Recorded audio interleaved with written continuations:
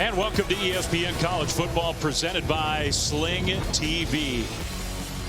It's homecoming here at OU. We're in Norman, Oklahoma on this beautiful October Saturday for some Big 12 football. The Sooners trying to get on track in conference play against the ranked Jayhawks of Kansas. Dave Fleming, Rod Gilmore, Tiffany Blackman, great to have you with us. All right, we're living in the upside down of the Big 12, I guess, Rod, because Kansas is the confident team, the ranked team, and Oklahoma is almost in crisis mode these days. They've been reeling. I mean, the fall from grace has been fast and furious. 3 weeks ago, they were number 6, but 3 straight losses.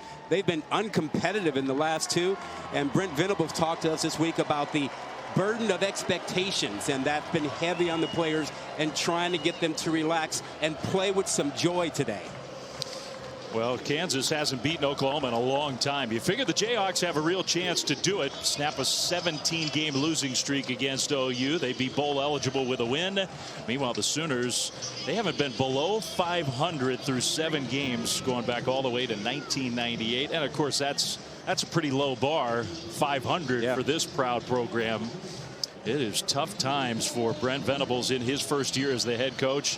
And he needs a good performance from his team. Meanwhile, Lance Leipold, who's just done an amazing job so quickly, not just making the Jayhawks competitive, but this is a really good Kansas team. It is. It is. They are not prone to make mistakes.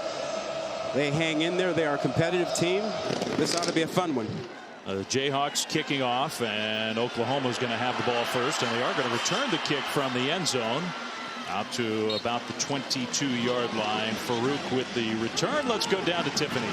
Hey guys, Dillon Gabriel will start for Oklahoma today after coming out of the concussion protocol. And when I spoke with him this week, he said it was certainly tough not being able to play with his teammates last weekend, but that he really took the time to lean on his faith and process everything that had happened. He said it's a violent game, things happen, but he's thankful that he was able to heal quickly, he said, and have another opportunity to get out here with his teammates. Now, he says he feels good, and guys, we'll see how he looks today.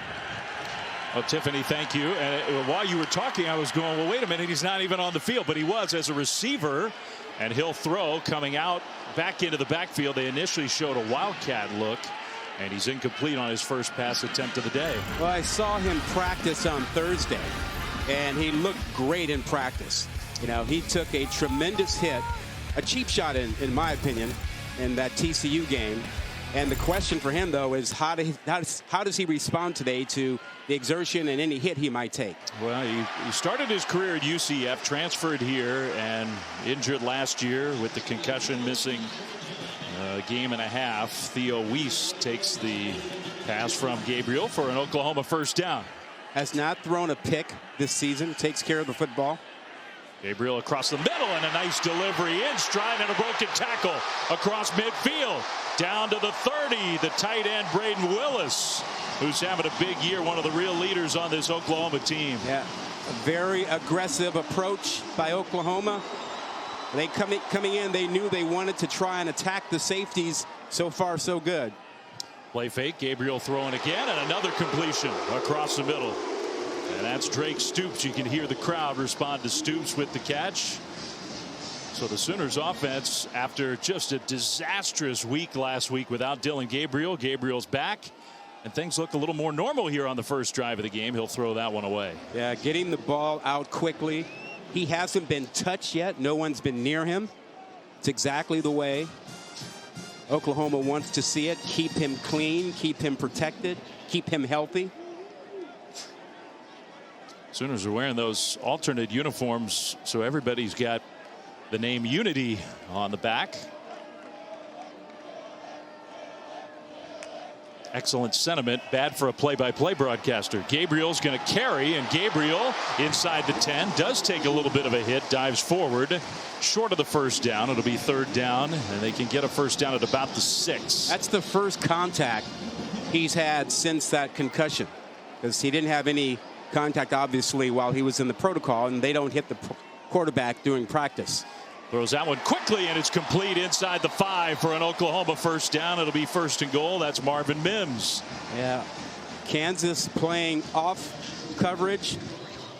The quick game has been available for Oklahoma. The quick slant, the quick stop. Mims obviously not 100%. He's limping, still on the field. The handoff straight ahead, and Kansas stops the ball carrier Eric Gray short of the goal line. Tough inside for KU. Sam Burt, Caleb Sampson, both about 300 pounds. It's usually easier to run against Kansas around the edges than trying to move those two big guys out of there. The true freshman Javante Barnes, who's a big, powerful runner, has come in for the Sooners here on second and goal. Ball is inside the 1. It's a great start for the Oklahoma offense, trying to punch it in. Gabriel from the shotgun will keep it, and driving forward, he got real close, and that was not Gabriel, that was the tight end Willis in that Wildcat formation that they used quite a bit last week. Yeah, Willis you don't want, got close. You don't want Gabriel sticking his head in there like that. Really good job by Kansas. This is Gabriel, and touchdown Oklahoma. That's the freshman Barnes.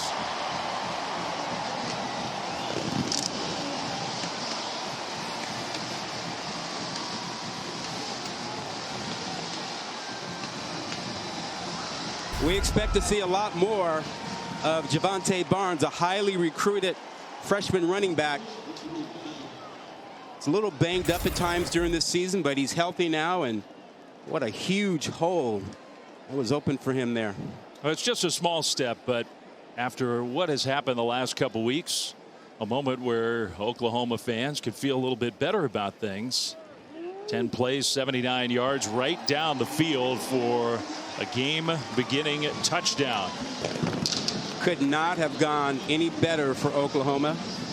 Dillon Gabriel returns. Looks fantastic. They kept him clean. Didn't get hit. Ran the ball once. Looks like his old self. 21 drives without Gabriel after being concussed against TCU. 1 total touchdown for Oklahoma. He's back. Straight down the field into the end zone. Yeah, and this drive was really Dillon Gabriel showing you that he's back. The accuracy has always been there.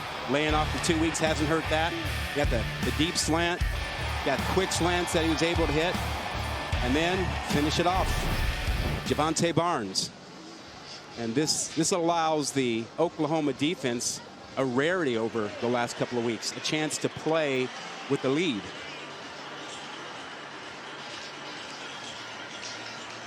With 10 plays, 79 yards, under 3 minutes. Barnes with the touchdown to finish it off.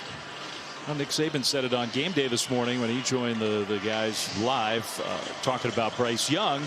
Well, it's not like he absolutely needs the practice. Right. We trust that he can play quarterback. Gabriel's got a ton of experience. Yeah, he didn't forget.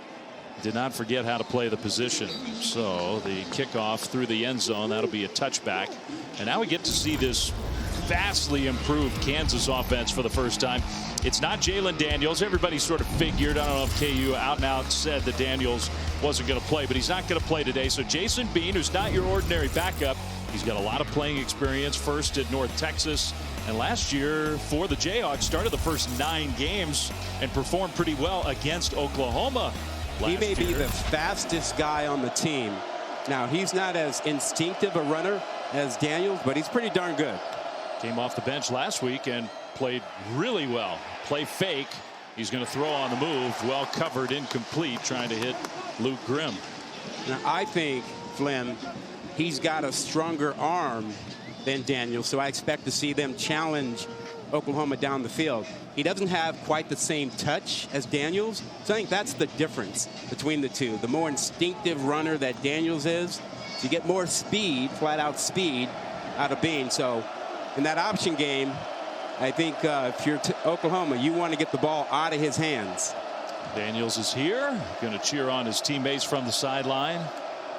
Pistol formation, and Bean hands it off. A broken tackle, Devin Neal. Got 4 on second and long. Kansas's run game has been really effective. Oklahoma's run defense has been disastrous. There's Jalen Daniels. He was on his way into getting himself into the Heisman race until he got injured near the end of the first half of that TCU game. So third down Jayhawks right away.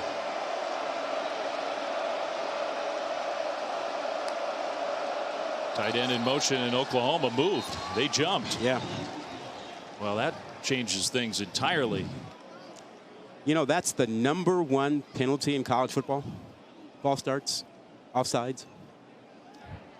Offside. Defense, number 31. 5-yard penalty. Still third down. Well, that's Jalen Redmond. We heard it more than once yesterday talking to the Oklahoma folks. Let's not have Oklahoma beat Oklahoma. Yeah, and this is one, as you see right inside the circle there. This is just jumping. And a good job by Puny to get his hands on him and say, hey, give us the penalty. A swing pass right side. That's going to be a first down and much more. So the quick hit pass on third and very short. And the completion not to midfield across the 40 to the 42 to Torrey Loughlin. Well, those two plays demonstrate what the issues have been for the Oklahoma defense. You know, a penalty you didn't need, and then a missed assignment on the back out of the backfield. Yeah, there's nobody there. So the Jayhawks convert. First and 10 Kansas. Again, that sort of pistol look. Bean in the pocket, plenty of time, will throw, and that one is complete. Right sideline, the tight end Mason Fairchild. You know, the issues we talked about with the Oklahoma defense, mistakes, and it's not a scheme issue with them from what I've been able to see on tape. It's just an issue of, hey, sometimes guys don't cover their responsibilities, or they overhelp. They try to help a teammate and ignore their responsibility, and that leads to a breakdown. Quick snap. Bean handed it off, and the tackle right at the line of scrimmage. Neal goes down.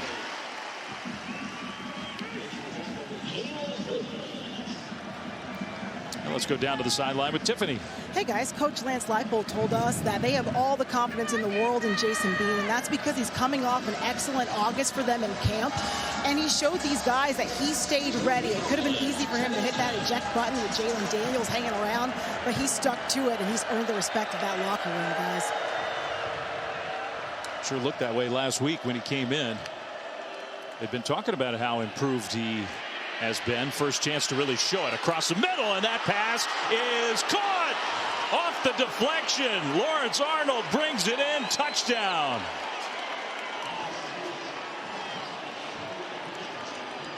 He had it, the hit came, the ball popped up, and he grabbed it out of the air and tumbled in. 38-yard touchdown catch. Heck of a play. We talked about a bit of a stronger arm, and look at him just wing this thing between two defenders to give Arnold a chance, and Arnold comes up with it. I mean, that's confidence in your guy to make a play. And the two safeties, you know, when you play that two deep defense, the middle is open. That's the issue, and those safeties have to be able to close on that a little faster. But what a throw by Bean. Didn't give those safeties a chance to get in there. The answer from Kansas with the extra point coming. Kick is up, and it is good. So the teams have each had a possession, and they've each scored a touchdown, and this one was pretty spectacular. Hey, this was textbook all the way around. It started with great protection, Bean with plenty of time, and then just a rocket in between the safeties and his men. Arnold comes up with it. We're all tied up here. You're watching the Big 12 on ESPN in front of this homecoming crowd at Oklahoma Memorial Stadium in Norman, Oklahoma and Kansas. And it's just it's been such a strange year on both sides. For Kansas, in a really positive way, Lance Leipold's got this team playing better than they have in years and years and years, and they answer Oklahoma's opening touchdown with a touchdown of their own. Now the Jayhawks will kick it back to OU. And that will be a touchback. This is homecoming, right? Oh, never mind. There's something else happening. Tell me about it. Well, if you're not a fan of the hit show, the streaming show, Stranger Things, the Upside Down, it's sort of like the alternate world where things are opposite. It sure feels that way with these two programs. I mean, the records, the Big 12 titles versus wins, everything has been so heavily lopsided in favor of Oklahoma, and yet Kansas comes into this game 5-1, ranked for the first time since 2009, and it's the Sooners who are 3-3, but 0-3 in conference play. And they desperately need a win. Now their offense looks totally rejuvenated with Dillon Gabriel in the backfield. Eric Gray gets the first down carry. Yeah, you know, it is odd. I mean, normal things, had they been normal, this would be your typical homecoming game, right? Gabriel completes that one to Braden Willis. I mean, for homecoming, you schedule a team that you know you can beat to make all the alums happy, right? And that's what Oklahoma was thinking at the beginning of the year. Now they got a ranked Kansas team they're facing. Another completion for Gabriel, this time Farouk, and some tough running after the catch for Jalil Farouk. And the last time Kansas won a game here in Norman was 1996. Ouch. Been a long time. Yeah. But their defense is going to have to come up with something to answer Gabriel in this Oklahoma offense. Well, they just switched up on the back end. Gabriel delivers another completion into KU territory now, down close to the 35-yard line. Yeah, they were playing a too high safety look with everyone else playing off about 7 yards, and Dillon Gabriel was just eating that alive. Then they started switching to the single high safety and playing a little closer. Direct snap, not to Gabriel, but to Gray. He pushes forward, gets stopped about a yard short of the first down.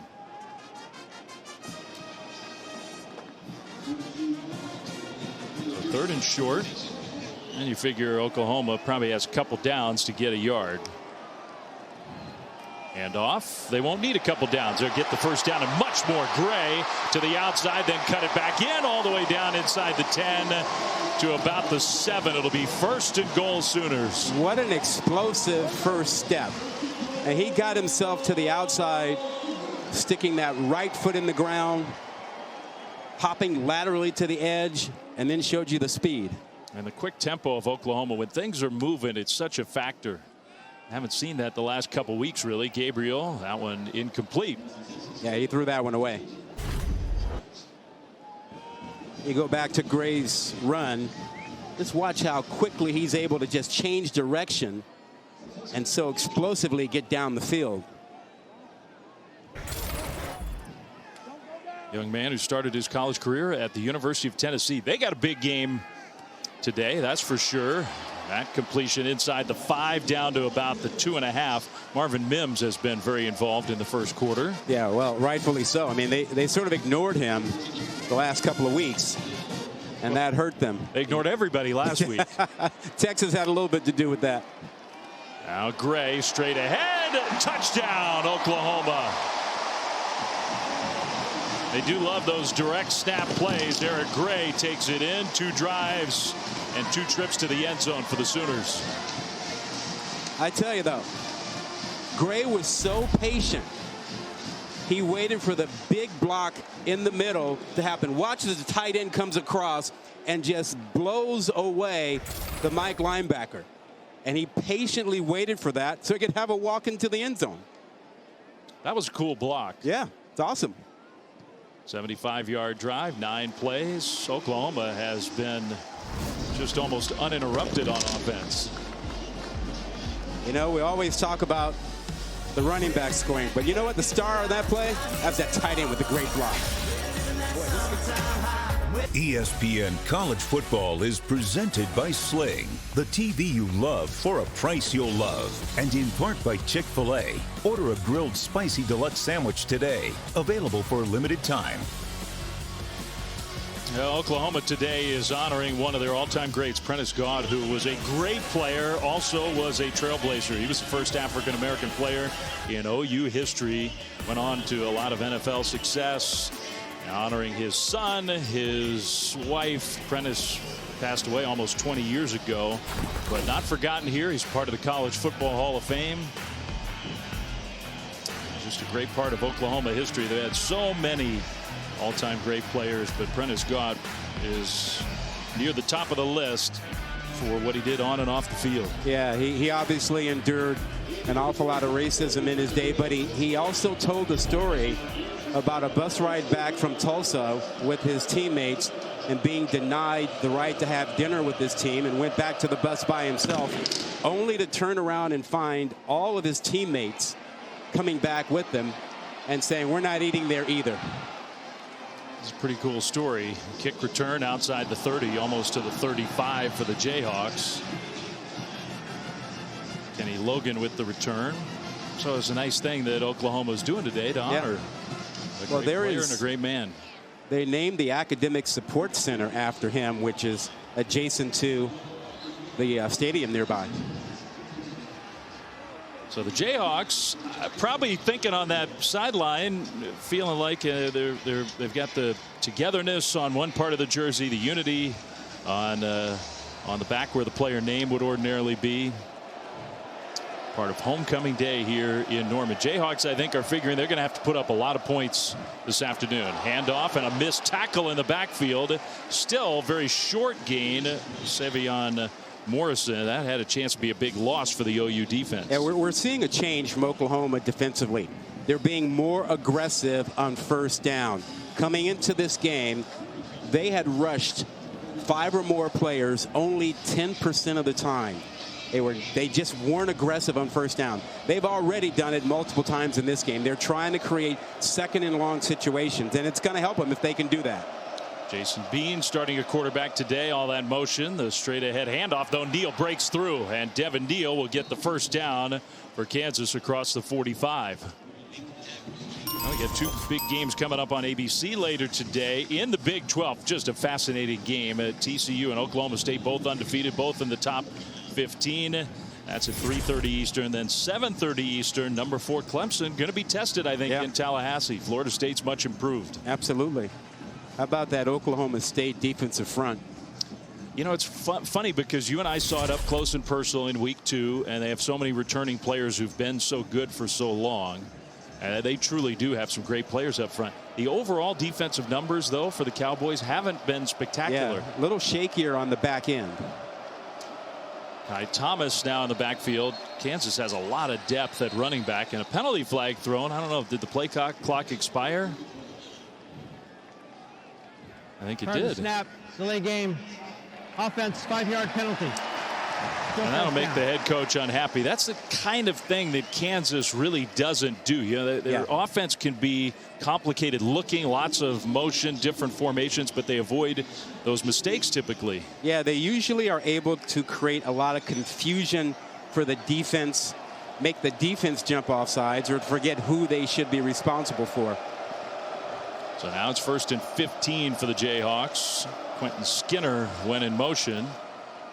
And the handoff to Kai Thomas, nowhere to go. He lost a yard.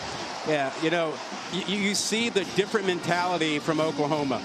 The line of scrimmage, they had like 8 guys in the box. This is an entirely different approach to their game plan now. Look at all the dark jerseys sitting in there. That's a first down aggressive defense.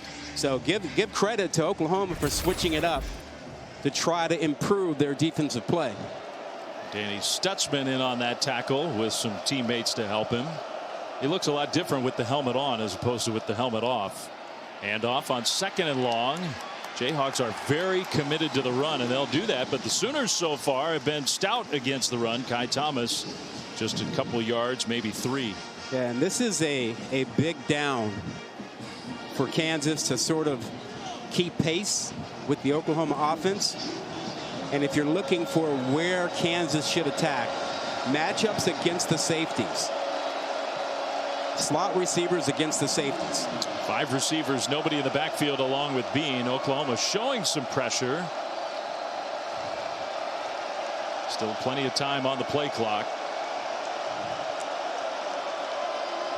Bean takes a snap and only a 3-man rush.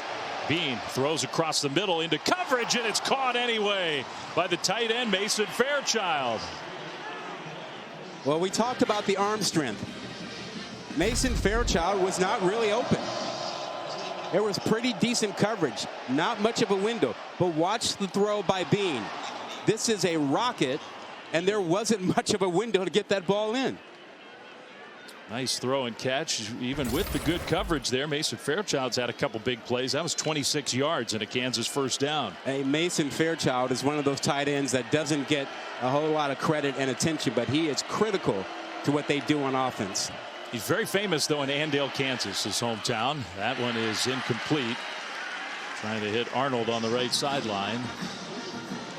He is a really good blocking tight end, and that allows him to get open a lot because, you know, he comes out to block a linebacker and they think, okay, well, let me take him on. And then he says, nope, I'm just slipping out for a pass.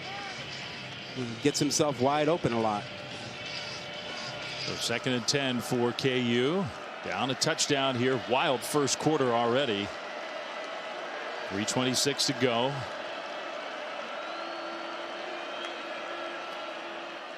Bean keeps it. It's an option play, and Bean will late pitch it. Nice decision along the left side. That's Skinner inside the 15 all the way down to the 11. You are always in trouble with the option when you let the quarterback keep the ball that long. You want to make sure the quarterback gets rid of the ball quickly and turn that play into just a sweep. But when you allow him to attack the contained man on the outside, that contained man is in no man's land. Do I take the quarterback or do I go to the pitch man? Excellent, excellent job by Kansas. They really do so many different things on offense. And they execute them all. That's Morrison who comes in the backfield. Bean fakes it to him. Is going to throw toward the end zone. Knocked away, incomplete. Aguebu, the middle linebacker, with the coverage. Yeah. That was a good job. I mean, there was no one open.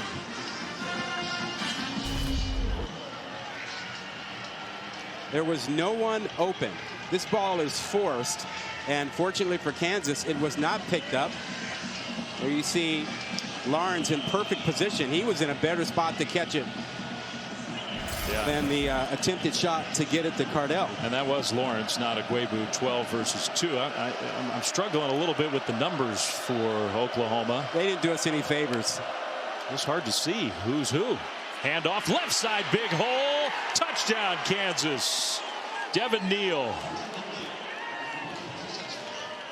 Back and forth we go.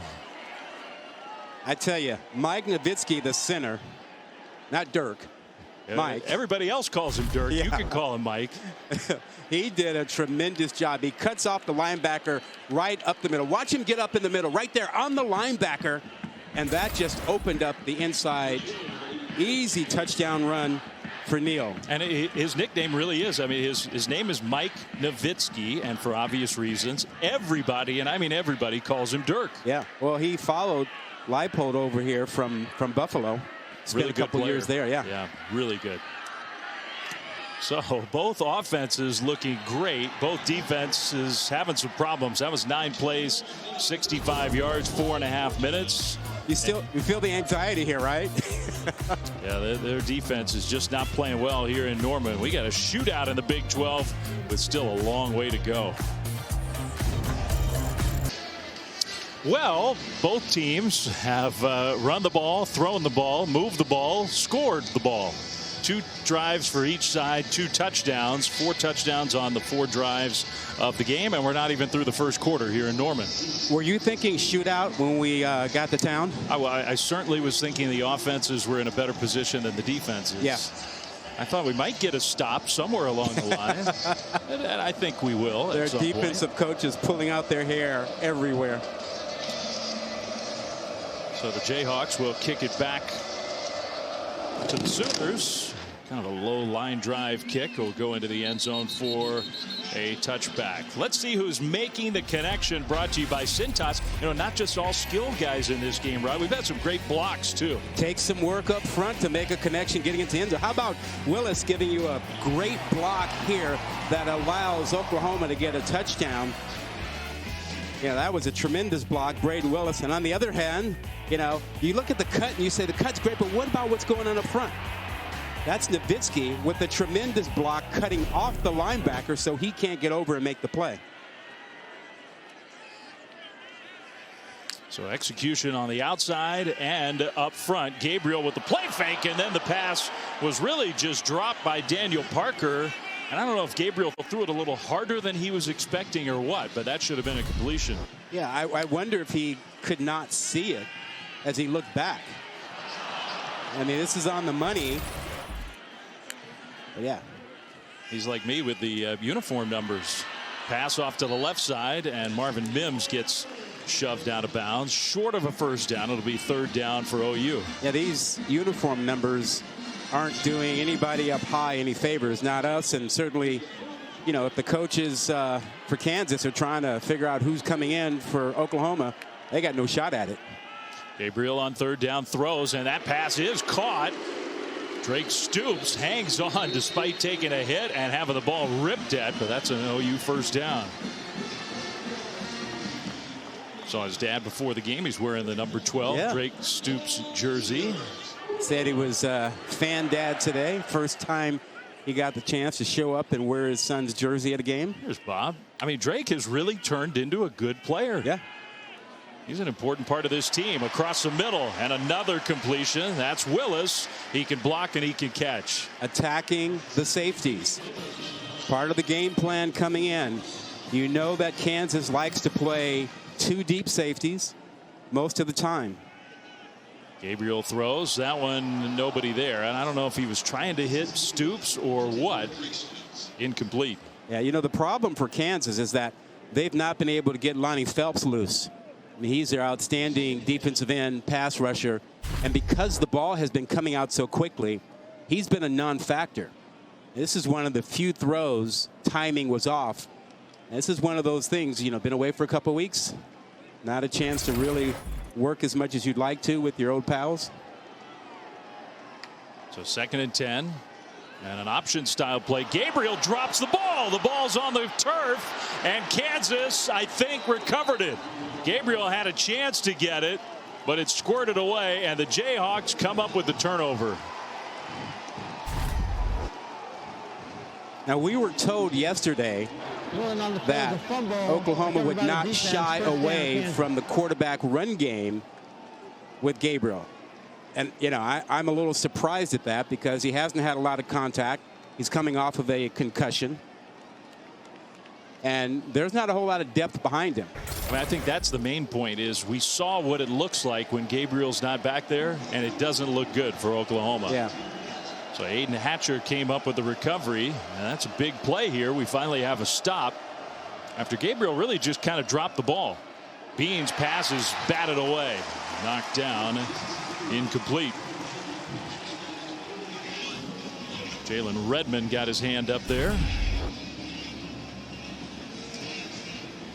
Now, Gabriel has done such a really good job this season of taking care of the football. You know, it's surprising to see him put it on the ground.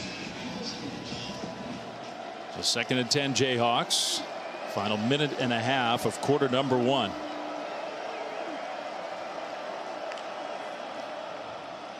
Bean hands it off left side, and again Oklahoma was there. Morrison got stuffed by Ethan Downs. I will say this, look, the offenses, and Kansas has had it twice, scored 2 touchdowns. Oklahoma's had more negative plays, more good plays for their defense than Kansas has. They have to be happy with the more aggressive approach to first down and second down. It's third down. They haven't been able to stop Kansas. It's the pass defense, which has been an issue the last 3 weeks, is struggling this afternoon as well. Good opportunity to get a stop here. Yeah, they're getting in the mug of the offensive linemen. Are they coming or not? Showing pressure. Are they for real? They did bring pressure. Bean throws over the middle, and it's almost intercepted, knocked away. Almost picked off by Key Lawrence. Key Lawrence said, "You fooled me once. You were able to get that ball in earlier, not this time." Hanging back in the middle, he says, "I will not be split. I will recognize that I got to close and help." And he should have had a pick there. That was not a great decision by Jason Bean, but he got away with it. So Marvin Mims back to receive, and OU's defense does get a stop, forces the first punt of the game on either side. And Dillon Gabriel says thank you to his defense. Kind of a line drive punt that's going to land at about the 10 and bounce into the end zone for a touchback. So Oklahoma's offense will come right back on the field. Let's get our first check today in studio with Kevin Connors. All right, Flem, your AT&T 5G studio update. Ole Miss so great at running the ball, Acho, but how about the route by Dayton Wade here? It's a double move, and what makes it so hard is that as a DB, you expect the ball to come out now, but it comes out a little bit later. You get beat on a double move. Wade gets his first career touchdown. Jackson Dart the Dart, and it's 7-0 Ole Miss on ESPN, Flem. Ole Miss, kind of like Oklahoma State in a way, undefeated. Not a ton of headlines around the country, but big games coming up. We got a little shakeout coming this week and next week. For sure. All right, Sooners back on the field, and a little end around kind of action to Drake Stoops for a nice gain of 12, maybe even 13 yards. Kind of cool how the fans start yelling, Stoops, Stoops, every time he does something. Play fake, no, handoff, and a nice run there. Javonte Barnes, who has a touchdown already. That will be, we think, I know they go quick tempo, but that's going to be the final play of the first quarter. Even Oklahoma couldn't get it snapped quickly enough. So the end of quarter number 1 in Norman. Defense kind of optional. A couple stops late in the quarter, but 2 touchdowns on each side, and it's 14-14 at the end of quarter number 1.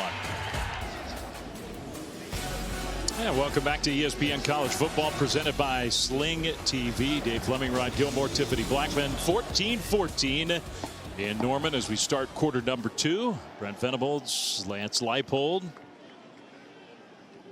Now Oklahoma with the ball, and their offense is moving, and when they aren't turning it over, Kansas is having a hard time stopping even a single play. Marvin Mims with another catch. Yeah, Mims is getting involved. They're moving him around, getting the ball to him. And they should. You know, he should get 10, 12 targets a game or more. Play fake. Gabriel in the pocket. Gabriel going deep, left sideline, and caught. What a catch. Yeah, that's not Drake Stoops. That's Gavin Freeman, who's a true freshman, who started to play some more snaps. He may be playing more after that catch. Yeah, the way he laid out and got that one. The fans started to do the Stoops thing. That's not Drake. Little direct snap. Barnes, touchdown, Oklahoma. His second of the game already.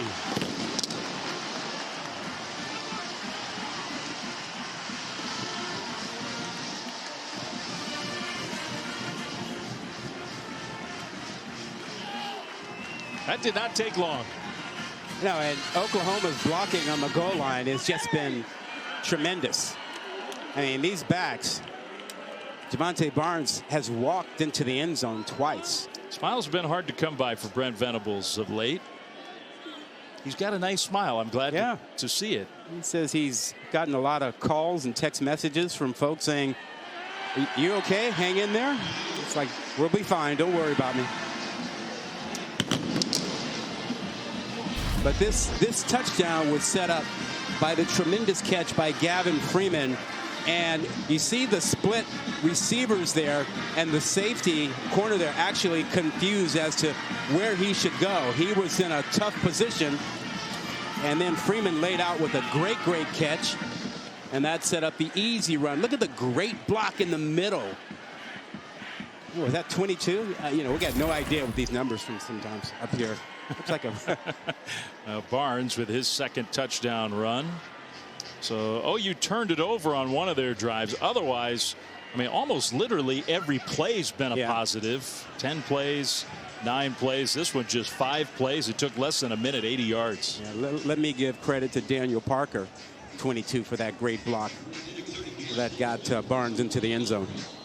So with Dillon Gabriel back, the Oklahoma offense, this is what it's supposed to look like. Jeff Levy, I know they lost talent. They lost Caleb Williams. They lost Mario Williams. They lost some other players, but they have a lot of talent on the offensive side. So a touchback, Kansas getting the ball back. But first, let's go back to Kevin in studio. Yeah, and Flem, a great start to our game. Great start to the day across the ESPN family of networks. Ole Miss, winners of 13 in a row at Vaught Hemingway on top of Auburn over on ESPN. Oklahoma fans don't mind seeing the score in the Iowa State-Texas game right now over on ABC. And The Chanticleers of Coastal Carolina, one of the unbeatens in college football, on the short end of a 7-0 score on ESPNU. Well, and it is true. Iowa State's offense is a shell of itself this year. No Breece Hall, no Brock Purdy, but their defense is really good. So pretty impressive to shut out Texas even for a quarter. Bean got away and then threw it incomplete. Yeah, and Kevin's reference to the Oklahoma fans being happy with that score. The Oklahoma fans have been a little cranky about a number of things. They're cranky with the defense of Oklahoma. They're cranky that Oklahoma State is doing well. They're really cranky that Lincoln Riley is doing well at USC. And they're very, very cranky that Texas blanked them 49-0 last week. That's a lot to be cranky about. I'm not blaming him for any of those. Bean option. He'll pitch it. And Neal this time is shoved out of bounds. That one was much better defended by the Sooners. Deshaun White led the way. Let's go down to Tiffany. You guys were just mentioning kind of the pressure that Oklahoma, these players are under on the outside. And, when Coach Brent Venables talked to us, he said for them it's about blocking out the noise. They understand it comes with the territory of playing for Oklahoma, but to whom much is given, much is expected. He told his guys they've got to armor up. They know where they're at, and they don't want to be the team that we've seen over the last 3 weeks. Isn't that the Spider-Man quote? It is. Okay. I'm good with it. 3rd and 10, Jayhawks. Bean in the pocket. Jason Bean now going to try to run. He's got that great speed, but he stumbled. He tripped. And he's well short. I mean, 2, maybe even 3 yards. If he'd kept his balance, he could have made a dive and gone forward, but he tripped. Yeah, the analytics would tell you 4th and 3 or less, you should go. But a lot of coaches don't care about the analytics and what they say when you are deep in your own territory. Well, Kansas told us they use them. I mean, they have their charts, and it dictates a lot of what they do. So does Oklahoma, but deep in their own territory, they're going to punt for the 2nd straight time. So the OU defense showing some signs of life here. That kind of a low line drive punt, late fair catch, and then contact. And I think they're going to say incidental contact. So no penalty flag.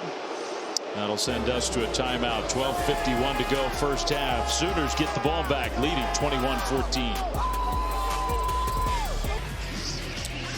Well, let's see what's coming up later today with our Crumble Cookies weekend menu. The game we've been talking about in the Big 12, OSU and TCU. Really good one on the ACC network, NC State and Syracuse. Clemson, Florida State under the lights in Tallahassee, 7:30 Eastern on ABC. And another good matchup on the SEC network, Kentucky and Mississippi State. I think the Big 12 is wide open.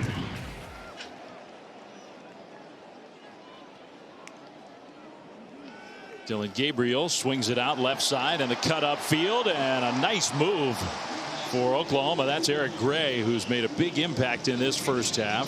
That's a long handoff. Get your running back moving, get him in motion, get him outside of the box. Gray did have to kind of hobble off the field, so Barnes comes in alongside Gabriel. 1st and 10 Sooners. Gabriel, another one of those kind of plays. The ball goes right through the hands of Bunkley Shelton. Dillon Gabriel has had a nice job. As you take a look at Gray, can't tell. Well, his mouthpiece came out. I'm not sure what else happened, but he was limping, so something in the lower body. Looks like right leg with Eric Gray. That Stoops in motion, straight ahead handoff. Barnes changed direction, got to the 45 and stood up there, so it'll be 3rd down. Dillon Gabriel's had a really good day so far after being out for a couple weeks. A lot of talk about concussion, but he rested for a couple weeks and he looks fantastic. So 3rd and 7 for the Sooners. They've been perfect on 3rd downs, 5 for 5 in this first half. And Kansas really hasn't gotten a stop. The only time they didn't give up points was when Gabriel dropped the ball. This one behind his intended target, incomplete. Had him, put it behind Mims.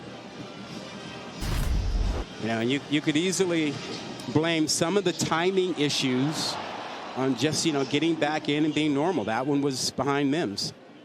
Tough one to try to catch.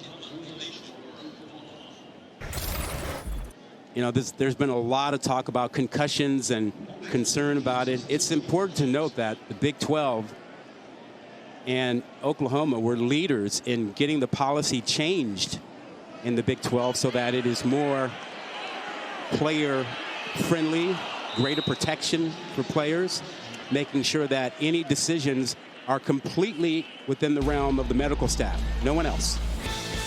It is important to note. Glad you did. Timeout here in Norman, 21-14 Sooners. ESPN College Football, presented by Sling TV, is brought to you by Crumble Cookies, America's game day dessert. Taste this week's rotating flavors. Well, that's what it looked like the last time Kansas beat Oklahoma. You got to go back to 1997. Eric Vann had that 99-yard touchdown run. Some special teams play over the course of this 17-game Oklahoma win streak against the Jayhawks. I mean, it has been so lopsided. Average score about 44-14. 16 times in those 17 years the Sooners have been ranked. Only 3 times for the Jayhawks. Lance Leipold's team trying to snap that losing skid. Kansas almost got them last year. They shut them out in the first half. And it was a miracle play. I mean, truly just an incredible play and a fluky play that saved Oklahoma in that game. Thomas, play fake to him. Bean in the pocket, throws, and that one way behind his intended target. But a penalty flag is thrown. So the flag comes in.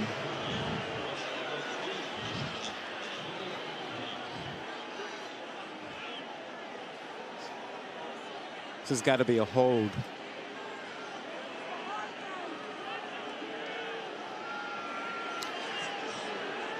It was pass interference. I'm not sure that ball was even catchable.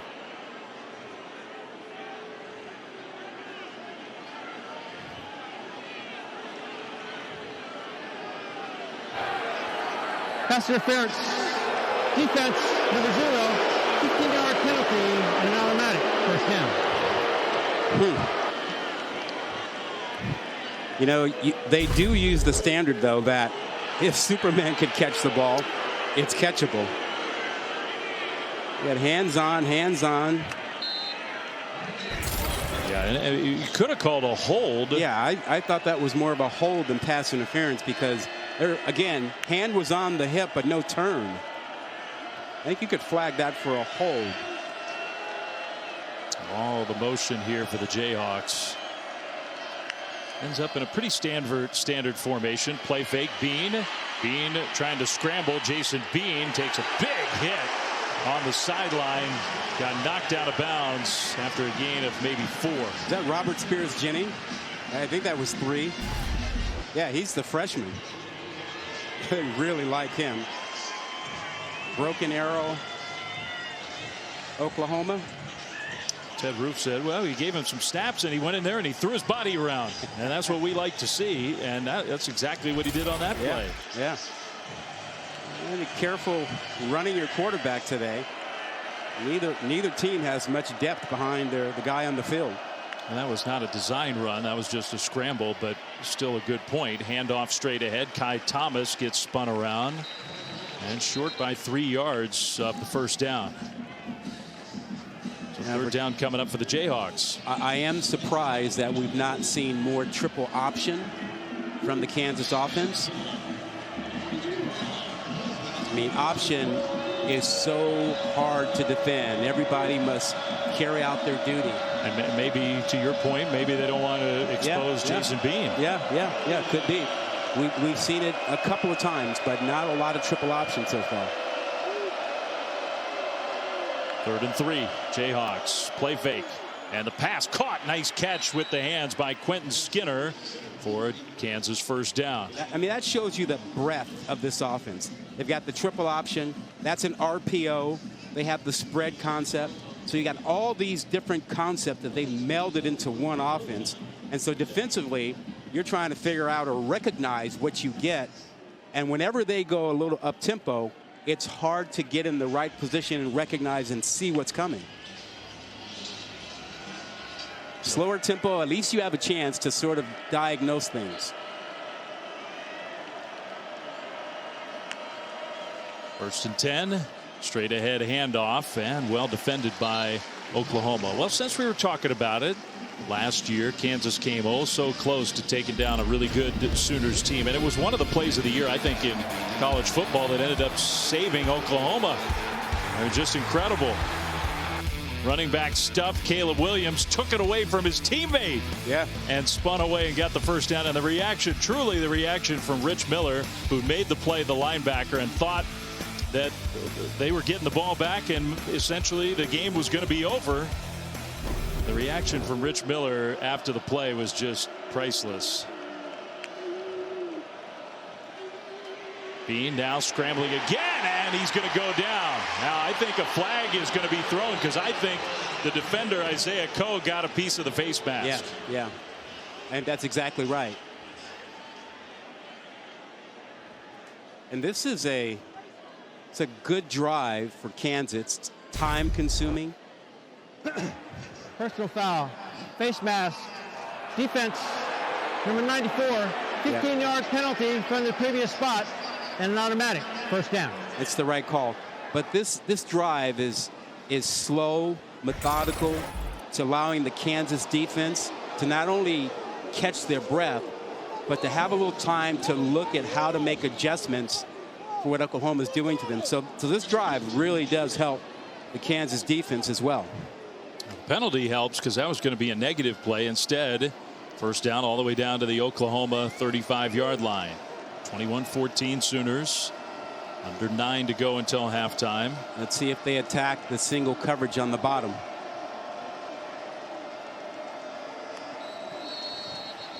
Kansas, they didn't get the playoff for the second time. Prior to the snap, delay of game. Offense, 5-yard penalty. Still first down. Yeah, well, we're in that part of the field where Kansas likes to use Quentin Skinner, a 6'5" wide receiver, very long, can really go up and get the ball. And whenever Oklahoma shows man coverage, that should be an audible. That should be a check to that matchup. First and 15 after the penalty. He's on the bottom right. And now Kansas is calling a timeout. So the Jayhawks take a timeout. We'll take a timeout as well. 21-14 Sooners. Kansas on the move. And we'll be back to Norman. Kevin and Sam, your Twisted Tea drop in. Top 10 Big Ten heavyweight showdown. And if you can bob and weave like Blake Corum. Well, up to this point, Michigan had been out rushing Penn State 94-1. But watch out. Penn State and Sean Clifford had a huge run. Touchdown run right there to make it 13-0. Penn State knocking on the door on a 3rd and goal right now, Flem. Okay, keep us posted on that big game in the Big Ten. And our college football rankings brought to you by AT&T 5G. So that one going on. Ole Miss, no problem with Auburn so far. We're going to have a shakeup in the top 10. Just by default, because we got some of those head-to-head matchups. Kansas throw, and what a play! And was that intercepted? It was! Oh my goodness, C.J. Colden with one of the plays of the year. Wow, what an interception. That was incredible. He had a man behind him wide open. He's in the short zone area and just shows you his ability to get up. And this ball needed to be thrown with more air, drop it over his head and in front of the safety. But instead, C.J. Colden gets up and makes, catch of the year, man. That's one of the catches of the year. Yeah, I agree with you. The throw could have been better, but I'm focused on the interception. That is as good a play as you'll ever see. That was a truly great play by C.J. Colden, the Wyoming transfer, who really has played pretty well for the Sooners. So Oklahoma gets the ball back, little pitch play, and outside the 40 for a nice first down gain.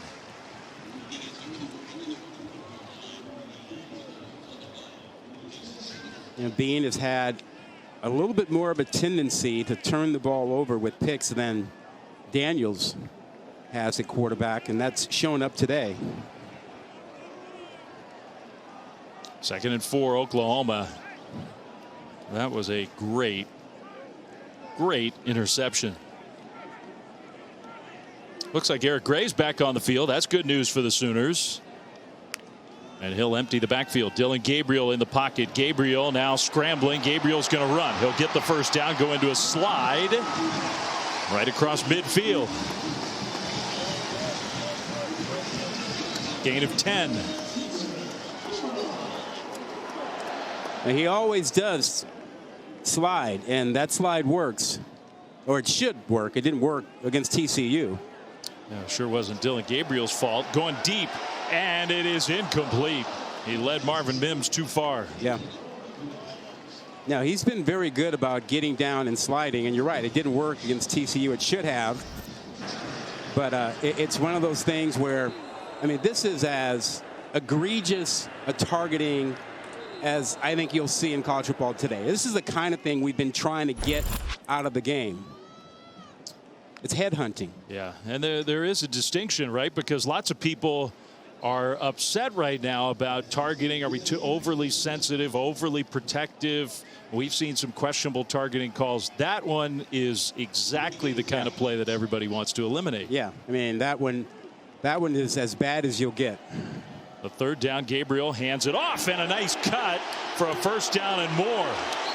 Eric Gray has done some excellent running in this first half. He broke ankles in the middle of a crowd. He sent 2 Kansas players to their knees. Watch this move in here. 2 of them to their knees trying to make a tackle. Then made another good move at the end of the play. Barnes comes in, and they'll give it to Barnes. He breaks more tackles.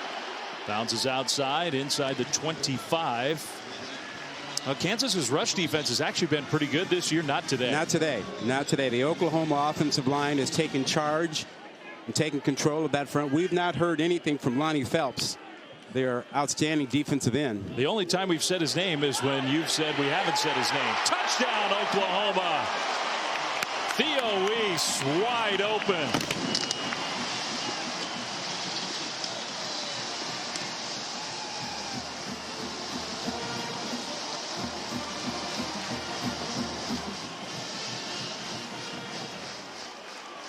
Very professional handshake at the end of that connection. Well, something a little different. It's a pump fake. Looks like the double move that resulted in Kobe Bryant biting on the first move over there.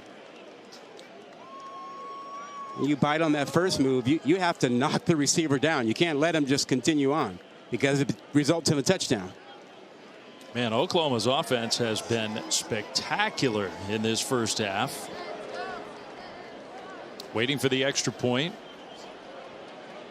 The previous play is under further review.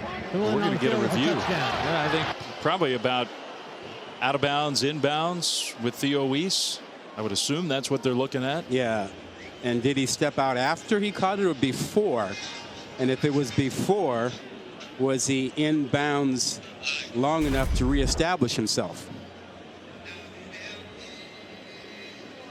Here's a view. You see the double move. He had Kobe Bryant just fall for the first fake. I mean, I didn't think he stepped out of bounds. I mean, from that point on, he's definitely in. It would have been. It seems to me if he stepped out before that, he reestablished himself.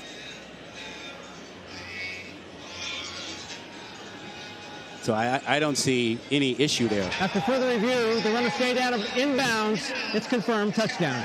But the teaching point for the corner out there is if there is a double move like that, you have to tackle, grab the receiver. Take the penalty. Don't give up the touchdown. If you blow the double move and you say, oh, he fooled me, you got to take him out of the play. So another touchdown for the Sooners. The extra point. Zach Schmidt, who's really had a great year kicking for Oklahoma. And that one right down the middle. So Oklahoma 4 touchdowns in the first half, and they lead 28-14. Really, Oklahoma coming up with big plays.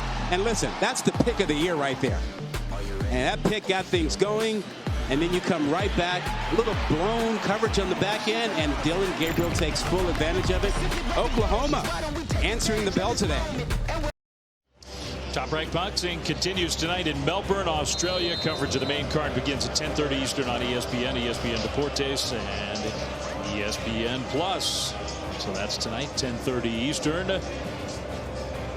Oklahoma on homecoming, playing really well here in the first half. The offense for the Sooners has been just about unstoppable, and their defense has played a lot better after the first 2 drives of the game. Yeah, they've picked it up in the second quarter a bit. Kickoff again into the end zone for a touchback. Let's go back to that touchdown pass. Now, a great pump fake, great execution by Oklahoma, but this play shouldn't be a touchdown. It should be a penalty. Now, Kobe Bryant, the corner, has his eyes in the right place. He sees quick pass right there. There's a breakdown. When you read that, now you go tackle the receiver. If that's what you read, you go get him. You get him out of the play. You don't decide, oops, because oops means a touchdown. A tremendous pump fake here by Dillon Gabriel. But when you get that pump fake, now you take the receiver out. Kansas's offense got to get going again. Devin Neal gets the carry left side, and just not a lot of room for the Jayhawks running game in this first half. That was a positive gain of 5 on first down. Yeah, they've been more focused on trying to throw the ball. I would like to see Ty Thomas touch the ball more. He's the backup running back. He's pretty explosive. Came over from Minnesota. He's got 4 carries, 6 yards. Yeah, I'd like to see them do a little bit more with him, do a little bit more of the triple option. They've gotten away from that. Final 5 minutes of the first half. On second down, play fake. That's the option play, but Oklahoma was ready for it. Yeah, played it great. Played it great. Oklahoma is dictating who gets the ball. And we talked earlier about you don't want the quarterback to go very far in the option game. You want to make him keep it or make a decision right away. And they had that played perfectly. Misread the dive, and they collapsed on him. Danny Stutzman, who's made a couple really nice plays in the first half.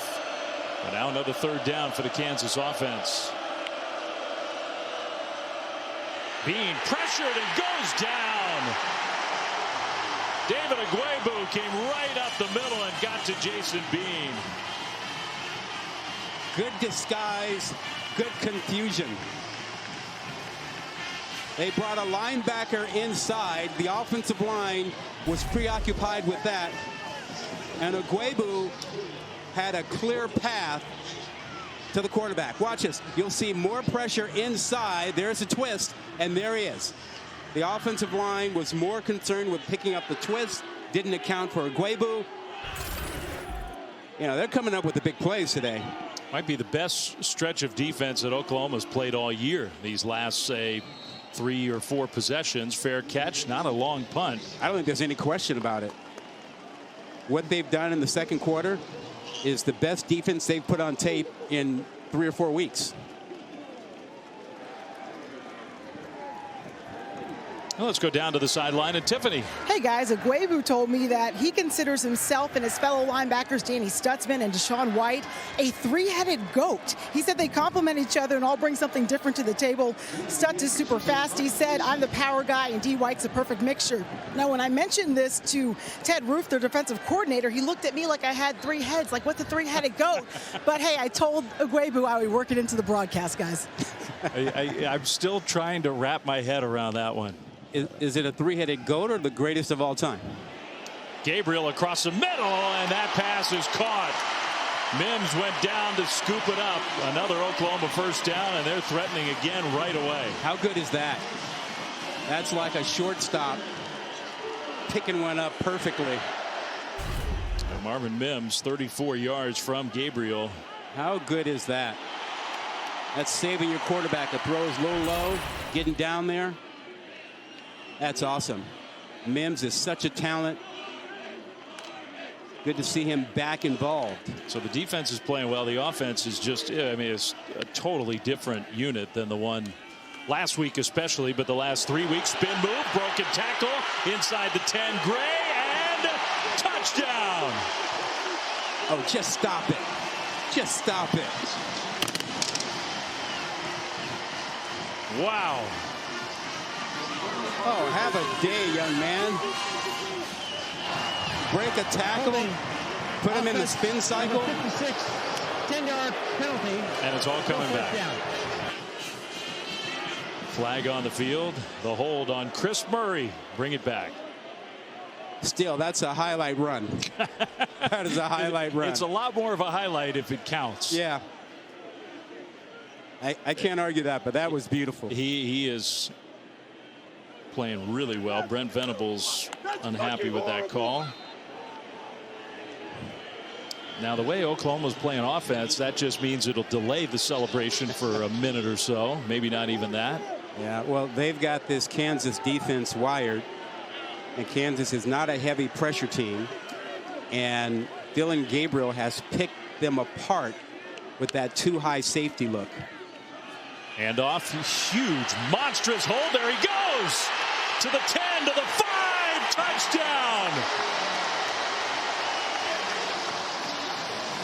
And no penalty flags on the field. Just give it to Eric Gray. He'll do it again. Didn't you just say it was only delayed momentarily? I thought it was going to take an extra minute. It took an extra 10 seconds. I tell you. Talk about domination up front. That offensive line created such big holes you could drive a truck through it. And then the cutback. My goodness. Total yardage in the second quarter. I mean, about as lopsided as it can be. So the extra point up and good. It's 35-14. Yeah, it's a great run, but really focus on what the offensive line does here. Look at how huge that hole is. They get on the linebackers. They drive everybody wide. And then you let Gray do his thing. And he's in the middle of the field. He's got great options. Backside is sealed off. There is no threat of any Kansas defender in the front seven getting a hand on him. That offensive line has dominated up front. To the delight of the students here, our Taco Bell Live Moss student section. Student sections across the country competing to be the Live Moss student section of the year all season long. 12 home losses for the Sooners since 1999. The fewest home losses in college football since then. That's going back a ways.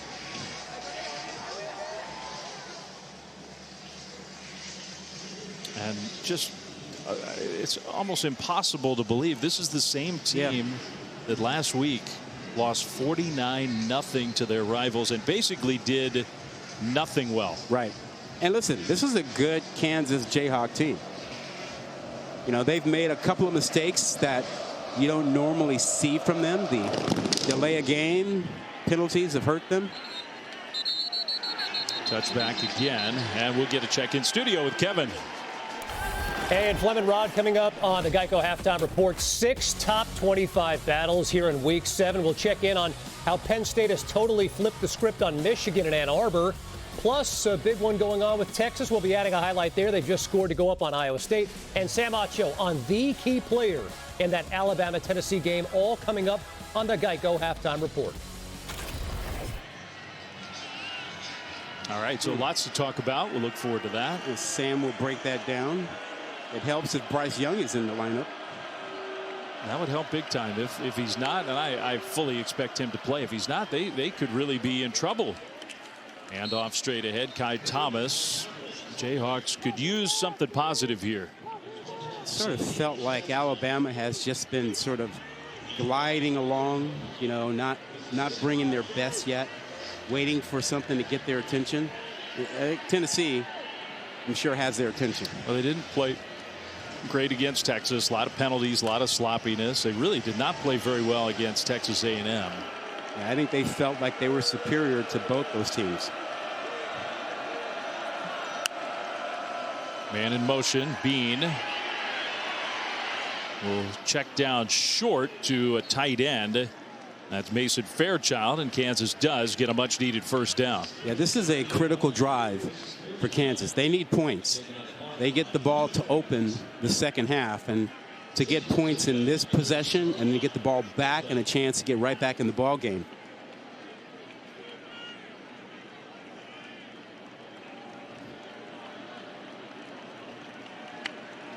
Up to 2 minutes to go until halftime.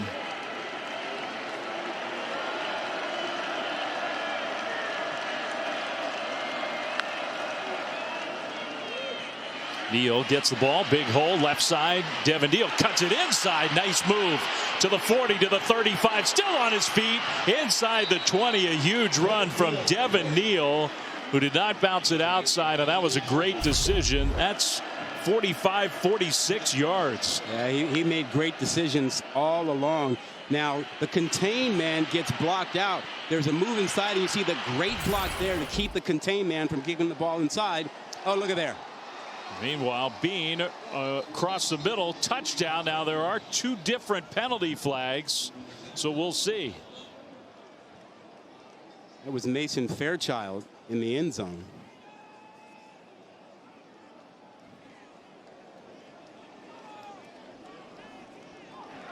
There are 2 fouls on the defense. Offside, defense number 94.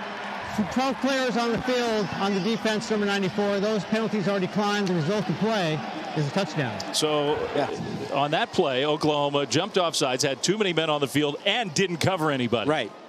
Otherwise, they executed that play perfectly. Mason Fairchild, we talked about him earlier, how he's such a great blocker that he sometimes get lost with the defense. He just slips out for a pass. Now that does not solve Kansas's defensive issues, and there's still 1 minute 36 seconds on the clock in the first half, which could be a big problem for the Jayhawks, but they needed that. If they get a stop on the next series, then they have a chance when the second half opens to really cut into the lead. They do get the ball to start the second half. Extra point up and good. So this is going to be an important drive here for the Kansas defense to try to feel like they are back in the game.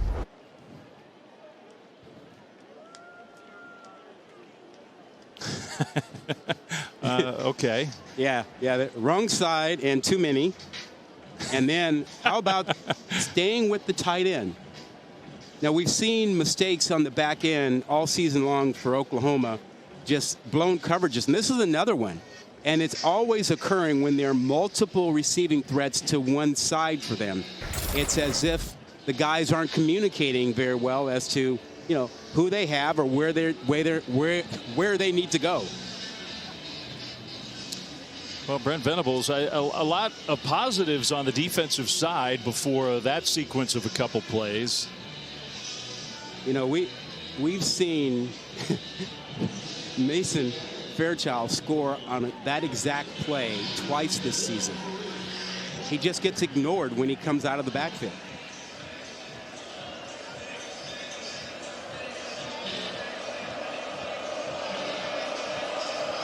Kansas will kick it back to the Sooners.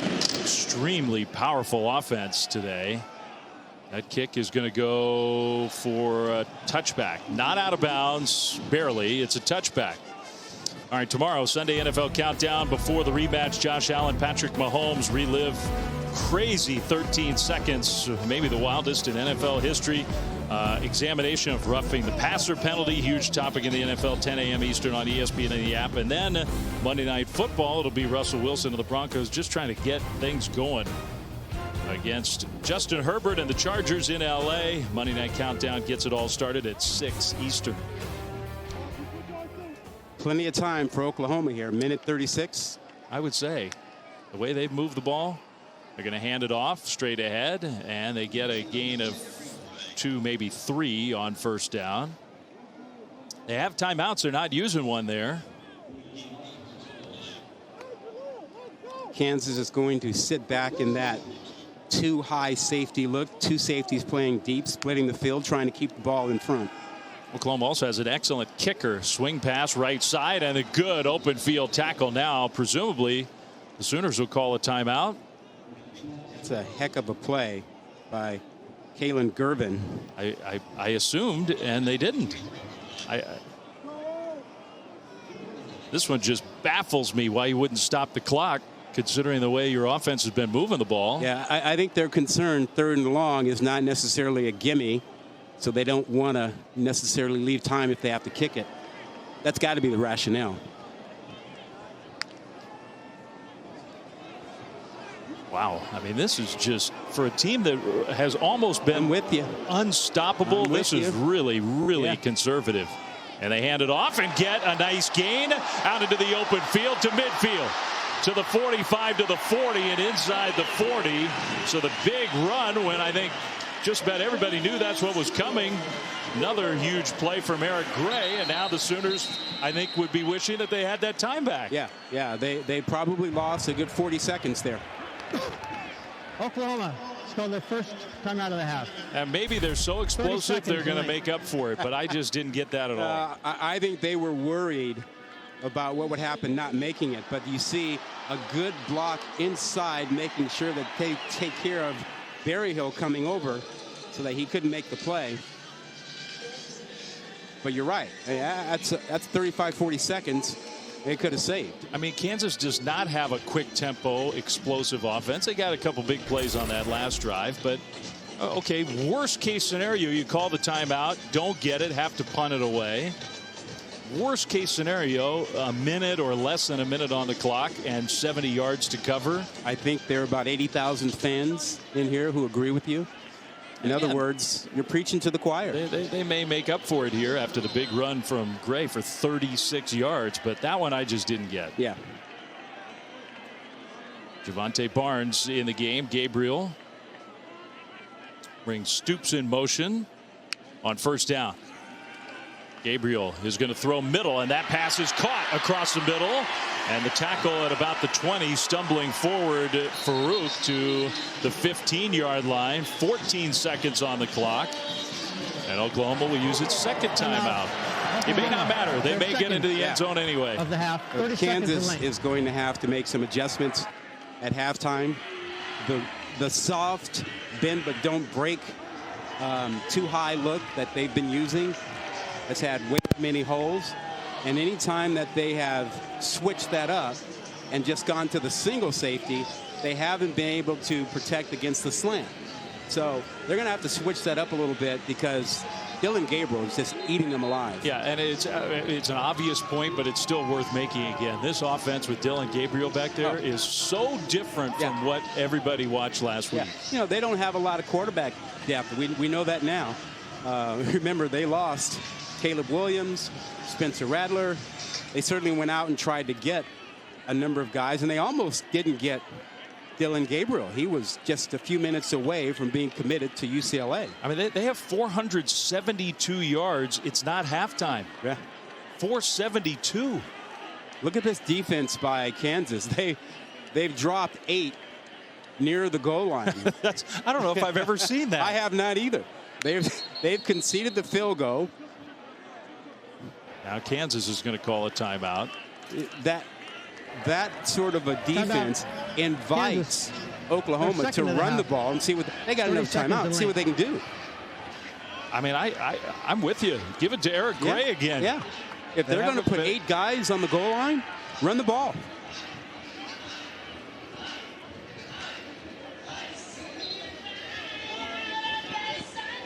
And I know it's a different opponent and a different quarterback, but the offense last week against Texas is just incredible. They didn't score 3 yards of play, didn't even get to 200 total yards, threw for 39 yards last week. The importance of Dillon Gabriel cannot be overstated. You know, they have a big-time recruit, Nick Evers, but reading between the lines, they just don't feel like Nick is ready. Not ready yet. Look at that. 8 guys inside the 10-yard line. Amazing. They will throw it with a couple blockers ahead. The cut inside, diving for the pylon, and the signal is short. Marvin Mims thought he got there, but the signal is short. Yeah, and that's like a running play. I just don't get it why you would put 8 guys that far back and allow them to be set up to get ahead of steam and run towards the goal line. The previous play is under further review. Kobe Bryant, the defensive back, in a lot of pain, man. I honestly have never seen that arrangement, that lineup. Oh boy, hope Kobe Bryant is okay.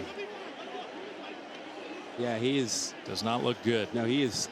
Right foot or ankle. It's good to see him at least make some movement there. Yeah, it's lower body. Yeah, it's his. So they're going to review, because I really thought that Mims got real close.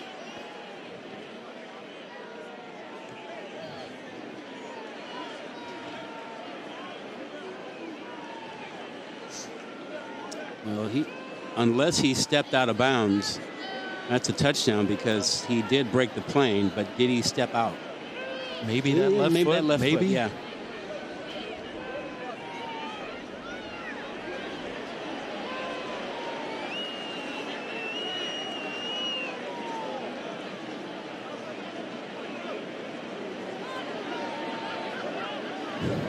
Could you see it from that angle? I just can't see clearly enough.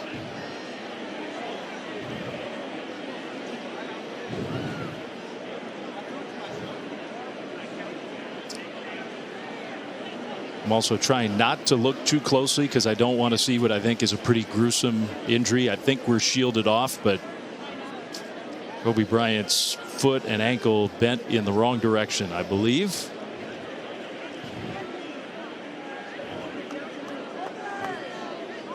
Well, there's 8 seconds. Even if they didn't get in, Oklahoma, I mean, I guess I got to take it all back. They've played it perfectly. Yeah. They have a chance to get in the end zone, even if this is short. Well, to your point, they didn't know they were going to be able to rip off a big run like that. So they're getting the air cast out for Kobe Bryant. The replay officials are going to have plenty of time to look at this.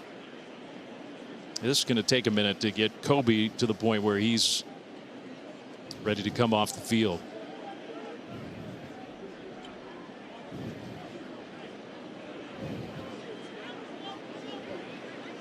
David Alvarez, our referee, part of this Big 12 crew.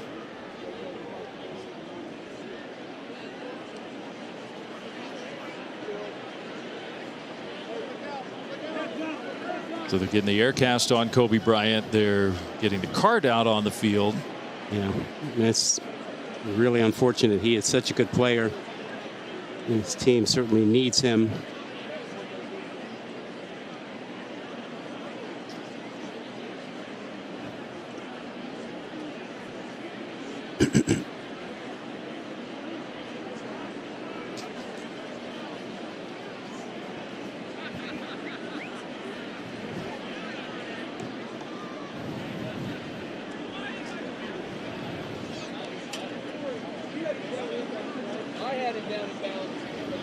All right, so meanwhile, we are going to get a ruling from the replay officials.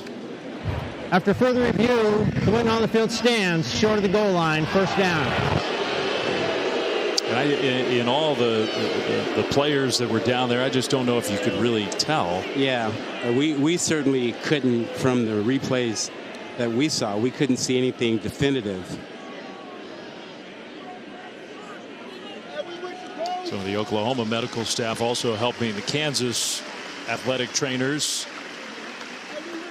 Oh boy. That is tough. That is tough to watch. Well, our best to Kobe Bryant.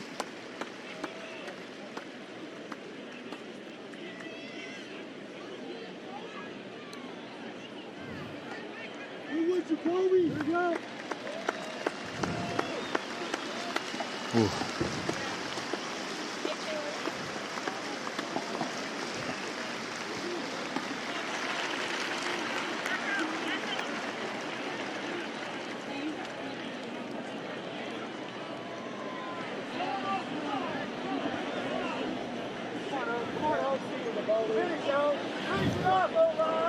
That is a difficult ride when you've had that, because every little bump you feel.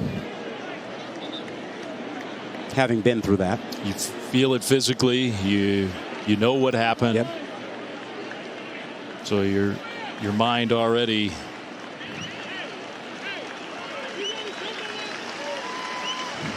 full of thoughts about what's next to come. Kobe Bryant, our very best to him.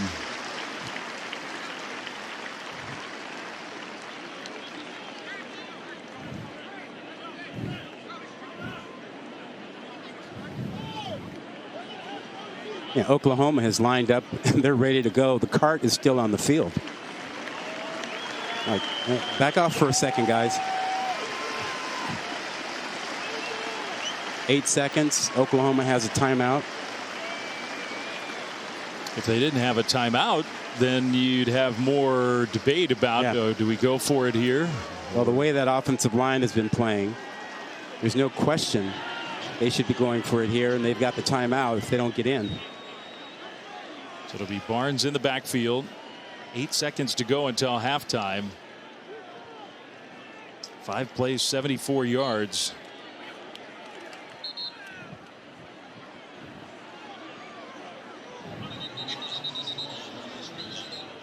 And Dillon Gabriel, did he spike Operator, please set the game clock to 7 seconds, please. 7. Okay, so they ran a play to clock the ball. Thank you. Huh. Okay. 7 Stop the clock, seconds yeah. All right. on the clock. Keep their timeout.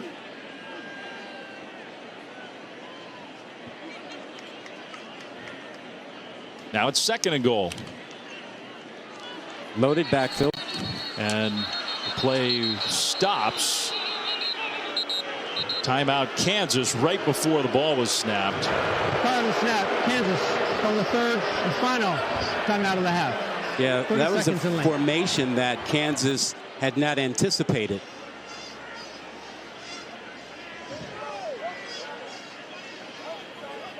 Oklahoma sort of tipped their hand as to what they were running. So another timeout here. 2 big games coming up for the timeout. later today on ABC. Undefeated Big 12 team squaring off. Number 8 Oklahoma State, number 13 TCU. 3:30 Eastern down in Fort Worth, and then at 7:30 Eastern, Clemson on the road to take on 4-2 Florida State in Tallahassee. Pat McAfee and his gang, they have their alternate telecast on ESPN2 tonight. Clemson and Florida State. I would not be surprised to see Florida State give Clemson a real battle tonight. I wouldn't be surprised to see him win the game. Yeah. Clemson's played a little better on offense lately, but Florida State 4-2 could be even better. So that's a real test for a top 5 Clemson team. All right, so now Oklahoma's offense. 7 seconds on the clock. If you're Oklahoma, I think you have to trust this offensive line. They have been so dominant today. Gabriel under center, handoff straight ahead and stopped. The stop at the goal line. Now Oklahoma's got to make sure they get that timeout in time, and they do. 2 seconds on the clock. Jeremy Robinson was one of the main guys to get in there and make that Timeout. play. Oklahoma, the 3rd and final timeout of the half. 60 seconds in length. So another timeout. Just watch the explosiveness on the right side by Robinson. 90 getting in there. A little help inside also. But that's the best defensive run stop Kansas has had all day. So now you actually do have a decision. Do you go and figure if we get it, we get it. If we don't, we get no points? The way they've been moving the ball and the way that Brent Venables talked about, the burden of expectations and trying to play with some joy and let the guys have some fun, I got to believe he's going for it here. I just don't see him going a field goal is going to be satisfying. I'm with you. But we'll see what Oklahoma decides to do.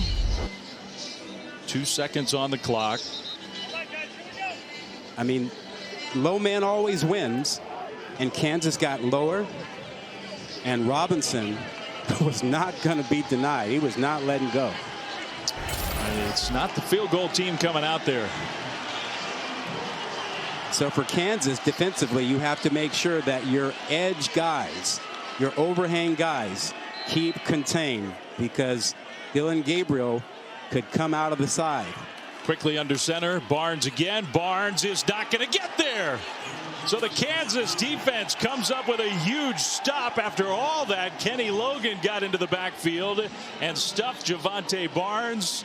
What an insane final drive with everything that happened, and ultimately no points. Kenny Logan comes from the backside. He recognized this is an all-American play. You got a guy who's contained, and he sees the play away from him, and he just goes for it and chases it down from the backside. You could criticize the offense for not blocking the backside, but Kenny Logan, what a tremendous play. So maybe a game saver for the Jayhawks. 35-21. That's our halftime score. Time for the Geico halftime report. Kevin, take it away. Welcome back to ESPN College Football, presented by Sling TV on homecoming day in Norman, Oklahoma. We start the second half, and the Sooners with a 2-touchdown lead over the Kansas Jayhawks, 35-21. Dave Fleming, Rod Gilmore, Tiffany Blackman back with you. Rod, Oklahoma fans can pretend they never watched those last two plays of the first half.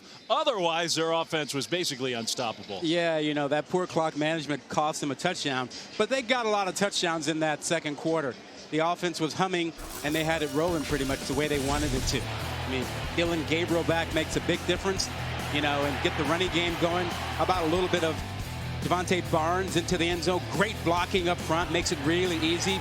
And how about a little double move, pump and go, Weiss to the end zone easily, and then Mr. Gray comes back to get his touchdown after a beautiful run was taken back by penalty. Comes right back with another spectacular run. And again, they had a shot at another touchdown right before the end of the half, but goal line stand by Kansas and Flem, poor clock management. 487 yards in the first half for Oklahoma. Yeah. Just incredible. Curious to see the adjustments that Kansas makes it at halftime. Too many holes in their too high, too deep look. They've got to start disguising better or changing up their coverage more often. They have to do something different, because until those last couple plays, basically nothing they were doing worked on defense. And let's go down to Tiffany. Hey guys, I just wanted to give you an update on Kansas injured corner Kobe Bryant. He did leave the field on a cart after having that left ankle foot kind of rolled up nearing the end of the first half. Some good news here, though, is that he did not go to the hospital. They did x-rays here. I'm also told that we could see him back out on the sidelines. His day's over, but he might be just cheering on his teammates, guys. Well, that would be really good news, because it did not look good. First play of the second half. Devin Neal gets the handoff for Kansas. Good counter play for Kansas. Haven't seen a lot of that today. One of the things I'm sure they talked about at halftime. Bring a couple of linemen from the left side to the right side. Block down everybody else and get a good gain to start your drive. Devin Neal's having a really nice afternoon. 8 carries, 83 yards. Okay, he's a guy who grew up in Lawrence. He knows the long history and painful losses in this series, and also of Kansas football for the last 15 or so years. His childhood and early adulthood not full of great Kansas football memories, but he's helping big time turn this program around. Bean got the first down and then quickly went into a slide.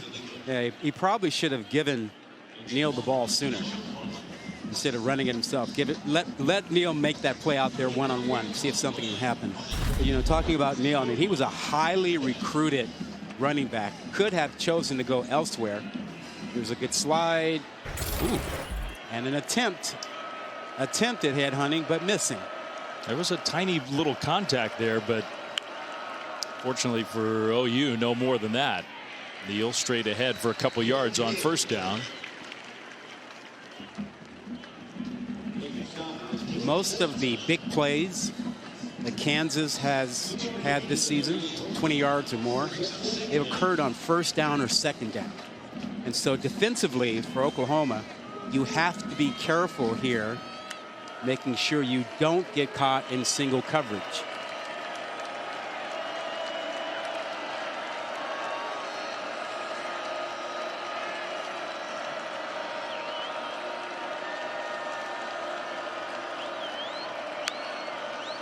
OU almost jumped off sides, and then the ball batted down. Attempting to hit Neal. Deshaun White was coming in pressure, and he got his hands on the ball. Good defensive set for Oklahoma. They get the 3rd and long that they've been looking for. Now, can Kansas protect Jason Bean? When he's had time, he's been really effective. Now that's another one from Bean where a different kind of throw was needed. He's had a few of those. 3rd and 8. Just a 4-man rush. Bean delivers, and that one's intercepted. Intercepted by White. What a back-to-back sequence for Deshaun White. He knocked one pass down, and then the very next pass, he picks it off. He was sitting in a short zone and just reading Bean's eyes. Watched him from the start. And he just waited and waited and waited. Never took his eyes off of him and knew exactly where that ball was going. Did he bait him? Absolutely.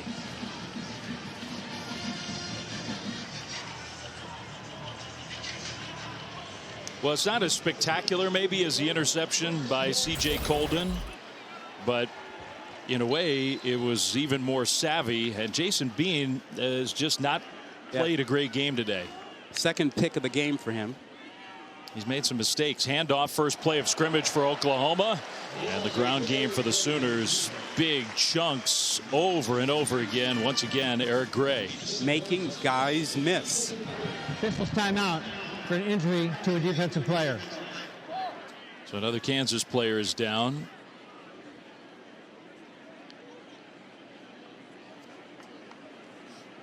Taiwan Berry-Hill. Berry-Hill sort of holding that left arm or shoulder.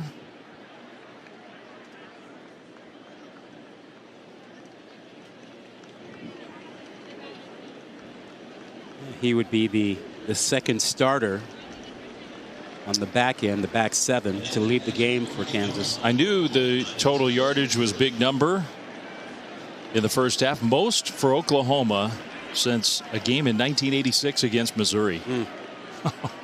Wow. They've had a lot of good offensive teams since then. Play fake. Gabriel across the middle. Another perfect pass. And this one caught by Drake Stoops for an OU first down. Yeah, run pass option. You saw the run fake, bring up the linebackers and safeties and simply throw the ball right behind them. Gabriel throw into traffic. Man, KU read that one that time. That was Mello Dotson. And I think for Gabriel, luckily, it was too high. Yeah, Dotson recognized that right from the start.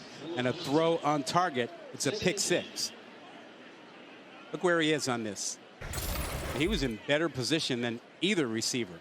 One was actually a blocking receiver. So 2nd and 10. Handoff left side, bouncing it. Eric Gray. And he'll get tackled across the 20, just a couple yards short of the first down. Yeah, Oklahoma got away with a hold on the edge there, which allowed Gray to get outside. Brings his average per carry down 8 yards. Not good enough. He'd been averaging 12 a rush. He'll get it here, and he gets through the middle for an OU first down, and probably 1st and goal. He got right to the 10.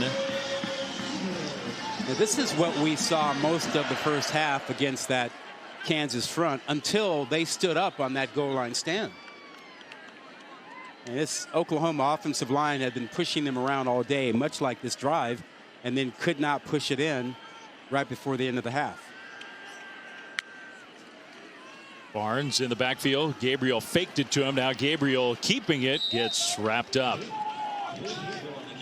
I don't know about you, but every time he takes off running the ball, kind of hold my breath. Well, and look, I think you made the point well early in the game. It's part of his game. You don't want to limit that. Yeah. He's healthy. He's fully good to go. But for OU fans, we've seen what this offense looks like without him. Yeah. And I'm not saying the season's over without him, but it's just it's a totally different team if he goes down again. Across the middle, incomplete. And Braden Willis was looking for a hold himself. You won't say it, but I will. If Dillon Gabriel was not quarterbacking, the season is over. You see the difference. And this one here, just a little too much mustard on it, but Willis says, that wasn't held. That's a perfect throw. So now it's 3rd and goal from just inside the 10. And Kansas will not play man coverage down here. They'll do a little picket fence, try to see the quarterback and the receiver simultaneously. Gabriel from the pocket throws, and it's caught right at the goal line with the big hit. Short of the goal line. Willis hung on to the ball, but now it's 4th and goal inside the 1. Willis is 6'4", 240 pounds. And OU not wasting any time. They're going for it. The handoff, and the play was blown dead. And now some pushing and shoving away from the ball. That was Gabriel who had it. It was a fake. Snap from the page from the booth. The previous play is under further review. So it was the booth, the replay booth, that stopped action. They want to see if that last play was a touchdown.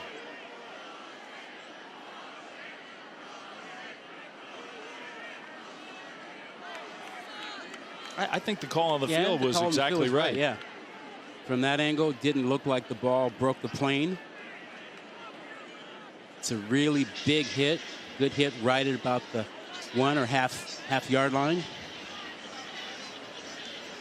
You see the frustration in Kansas. Yeah, O.J. Burrows was frustrated that he didn't knock it away incomplete, but he did make a good play in keeping Willis from getting in the end zone. He's 185 pounds, hitting a 240-pound grown man, 6'4". He hit him with everything he had. Kansas is trying to get bigger and stronger. They have a ways to go still, but what did Lance Leipold, the head coach, told us? He says, we don't win the eye test getting off the bus. We don't look like the Blue Bloods. You're not going to see us get off the bus and go, wow, that is a great-looking football team. And yet they've played like a top 20 team this year, still ranked 19th even after their first loss last week. Today's been a little different story. Their defense has been abused today. After further review, the run on the field stands. There's more building to be done at Kansas to get bigger, stronger, and faster. So now Oklahoma has had some time to think about it. It'll be 4th and goal. A ruling on the field stands. Still think the way their offensive line has played, I think you just rely on them. You trust them right now. It'll be Javonte Barnes in the backfield alongside Gabriel.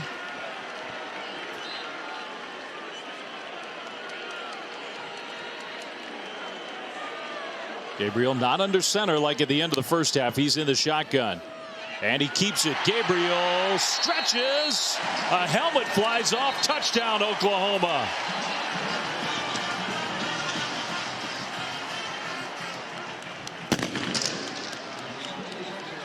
There is a penalty flag down.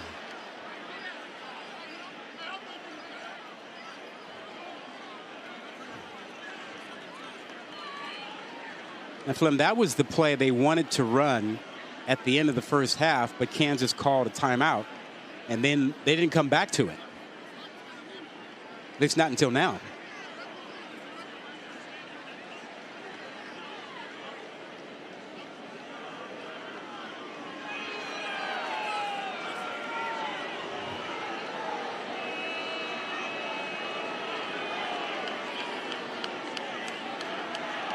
The result of the play is a touchdown. After the play, unsportsmanlike conduct, defense number 7 for a headbutt. That 50-yard penalty will be enforced on the kickoff.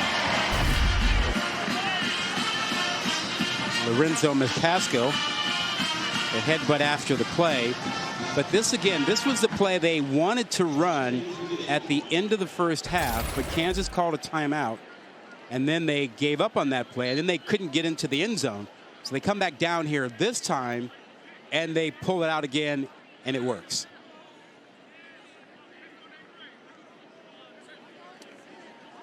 Extra point up and good. Nothing near the goal line today has been simple. It's been a bit of an adventure down there. As soon as a touchdown scored, start the stopwatch. Brent Venables in Oklahoma punch it in again. The Sooners offense has been awesome today, and they're taking it to Kansas. You're watching the Big 12 on ESPN. Almost summer-like here in October in Norman, Oklahoma, and a more normal-looking Sooners performance, that's for sure. Spectacular on offense. 42-21 was still a long way to go. 10:16 on the clock, third quarter. The penalty means that the place kicker can try to kick it through the uprights. He won't exactly do that. Let's go down on the field to Tiffany. Dave, you and Rod were talking about it earlier, whether or not Kansas may be having some difficulty identifying the Oklahoma players with these special jerseys on. Well, I did ask Coach Leipold about that, and with a smirk he said, it's not the jerseys giving us problems, it's the guys in them. Yeah, well, there's not any question that from an eyeball test and recruiting ranking, Oklahoma is far superior. Hand off for Kansas, and nowhere to go, straight up the middle. One of the Kansas coaches told us, and not trying to knock their own players, because I think they love this group of players, and they played really well, but the point was, for many of our players, Kansas was the only Power 5, and in some cases only FBS football offer. Yeah, that's right. And the point about the jersey numbers, it is illegal, and you can be penalized for having numbers that can't be recognized from the booth by coaches of the opposing team. 2nd and 11, another handoff, and again Devin Neal just not a lot of room there. Guebu with the tackle. It's 3rd and long. I don't think there's any question that the Kansas offense has been out of sync without Jalen Daniels. You know, we haven't seen a lot of the normal offense. We haven't seen as much of the triple option. We haven't seen as much of the misdirection, not as much movement. They've gone more towards trying to get the passing game going. Jason Bean's got experience. He played well last week. Oklahoma is going to burn a timeout here. Timeout. Oklahoma. But there is no doubt Kansas has missed Jalen Daniels today. Yeah, big time. I mean, he is such a confident and instinctive runner. He throws with a lot of touch. That's not to suggest that Bean isn't a good quarterback. The issue that he's had today, obviously, has been taking care of the football. 2 picks. You know, he had a pick last week. But they tend to want to get the ball more down the field with him. And attacking the Oklahoma safeties is an appropriate thing to do. But it's been the intermediate and short passes that have been an issue, and he hasn't seen the underneath zone coverages. 7 completions plus 2 interceptions total for the game. Now 3rd and very long, almost 10.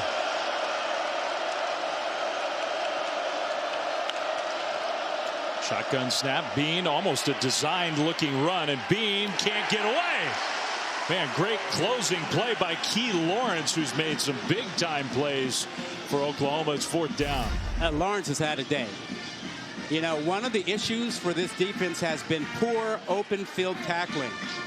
It's such a hard thing to practice because it's risky, but he's made 2 or 3 fantastic open field tackles, not to mention other plays.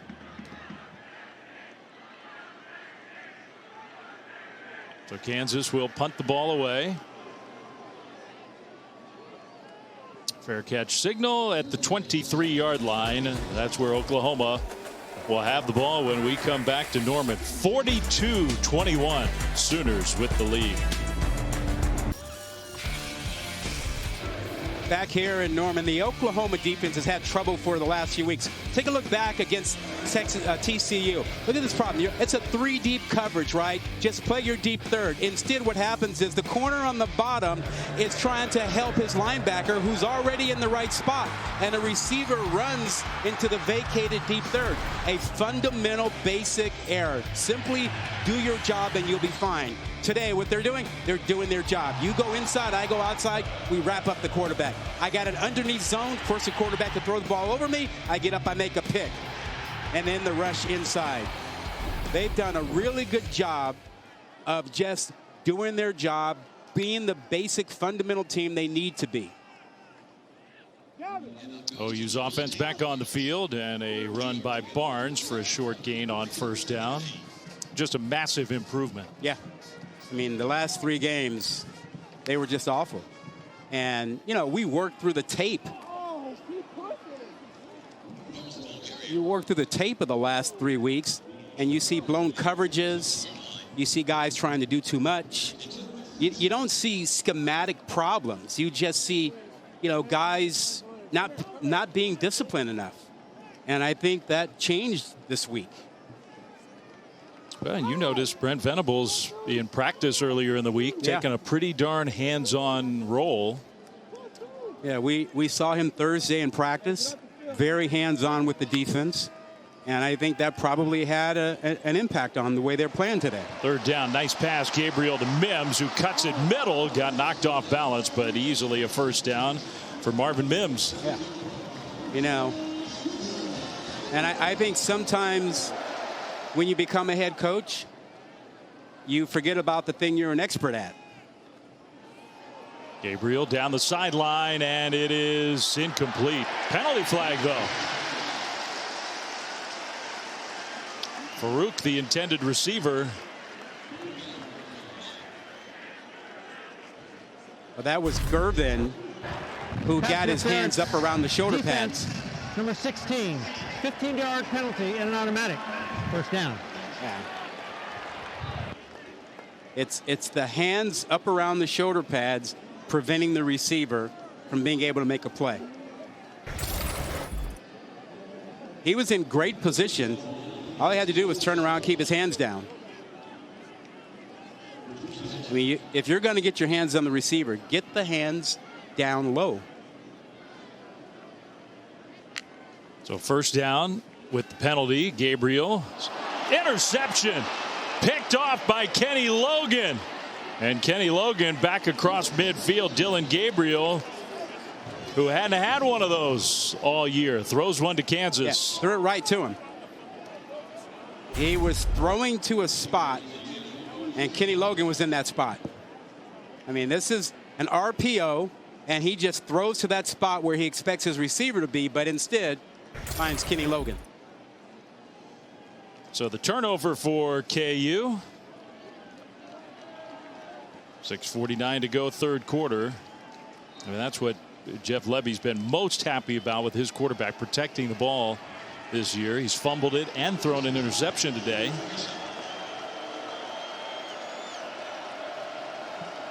So now the Jayhawks offense back on the field, trying to make a game of it. Bean's going to go down the sideline, incomplete.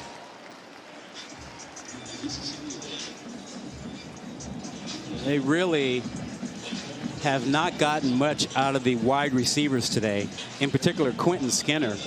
I expected him to be a real factor, particularly if they were able to match him against safeties. Well, he's got one catch today for 7 yards. Lawrence Arnold had the spectacular touchdown catch. Otherwise, it's mostly been the tight end. A little bit of a trick play, and the pitch back to Luke Grimm with a blocker in front. Grimm down inside the 30 to the 28-yard line. Kansas is not out of this yet. Just a little end around inside toss there to Grimm. This would be a big score for them to get back in this game.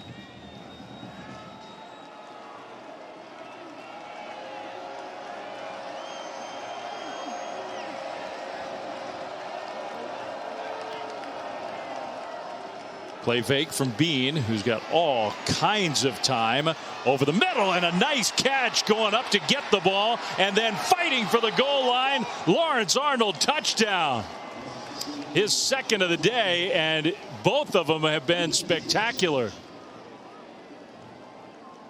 A tremendous route concept. They ran one receiver deep to clear out the middle of the field, and then brought Arnold underneath. And you'll see there's one route deep in the middle, and then here comes Arnold underneath that. Really well done. Just 3 plays after the interception, and the Jayhawks find the end zone in under a minute. That's exactly what they needed. Points and quickly. How about Bean delivering that ball on the money? That was a good one. Extra point, up, and good. So maybe the Jayhawks are not done yet this afternoon. Well, back in Norma, Kansas just cut this lead to 14 with this touchdown pass. Look, they've got 2 receivers to the right, Skinner to the outside, Arnold inside. The free safety, single high free safety. Watch how Skinner, 83, the outside receiver, occupies him, clears out the middle of the field, and that opens it up for Arnold to come underneath, catch that, and fight his way into the end zone.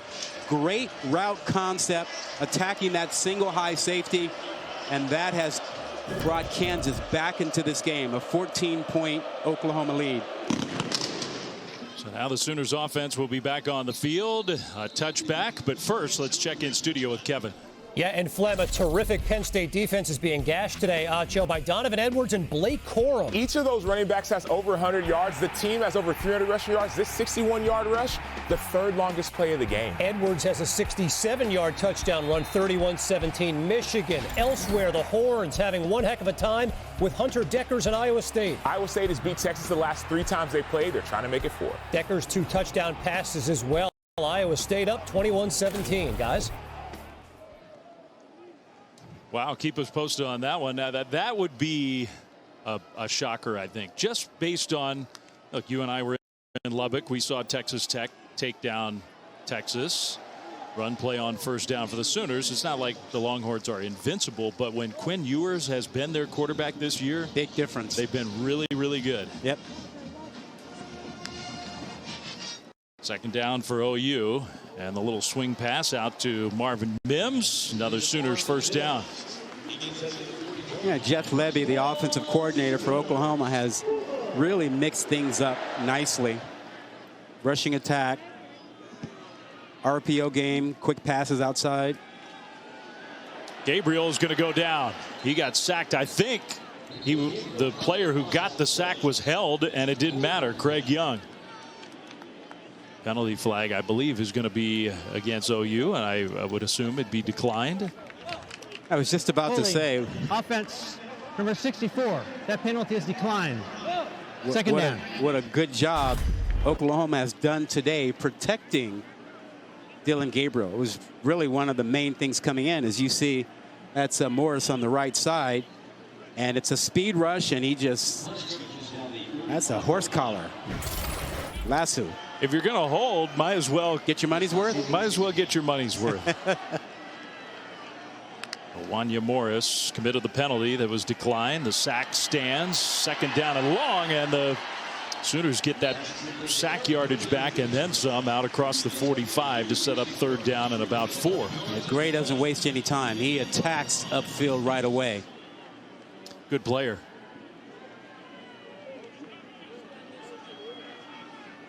Eric Gray's over 150 yards rushing. He also has a couple catches in the game. Again, Kansas is not a heavy pressure team. This would be a good time for it. 3rd and 5. Gabriel wide open right sideline. First down and much more into Kansas territory. Theo Weiss brought some pressure outside, but you know you can't leave the wide receiver open. That's making it easy. Yeah, that's too offense. easy. First down, left side handoff. I mean, we've seen Kansas defensively do things today that we haven't seen them do all season. leaving a wide receiver completely wide open just because he comes across the formation. Second down run. And stopped just short of the first down. Javonte Barnes again. I mean, that's a mistake you should never make. I mean, if you're in man coverage, somebody's going with him. If you're in zone coverage, you see him coming your way, you got to back out that way and handle him. Barnes took a big hit. The helmet popped off from Lorenzo McCaskill, but enough power for Barnes to get the first down. That's a nice 1-2 combination they have in the backfield. And they'll use the combo. Gray will come back on the field. Dillon Gabriel, his ability to throw the ball just really opens up the rushing attack. Gabriel in the pocket. Now trying to get away. Gabriel will get wrestled to the ground. Might have gotten back to the line of scrimmage to officially avoid the sack. I mentioned that they almost didn't get Dillon Gabriel here at Oklahoma. The whole UCLA thing. He was about to enroll there. Yeah, he had announced he was going to go to UCLA. Caleb Williams hadn't officially left here, and Brent Venables. There's some gray area about how it all went down, but Brent Venables wasn't trying to run Caleb Williams away. So he told Dillon Gabriel, he said, look, I can't guarantee you if you come here, we want you, but I can't guarantee you you're going to have the job. That pass complete along the sideline. Willis, and he got in. Touchdown. He stayed in bounds. What a play by Braden Willis.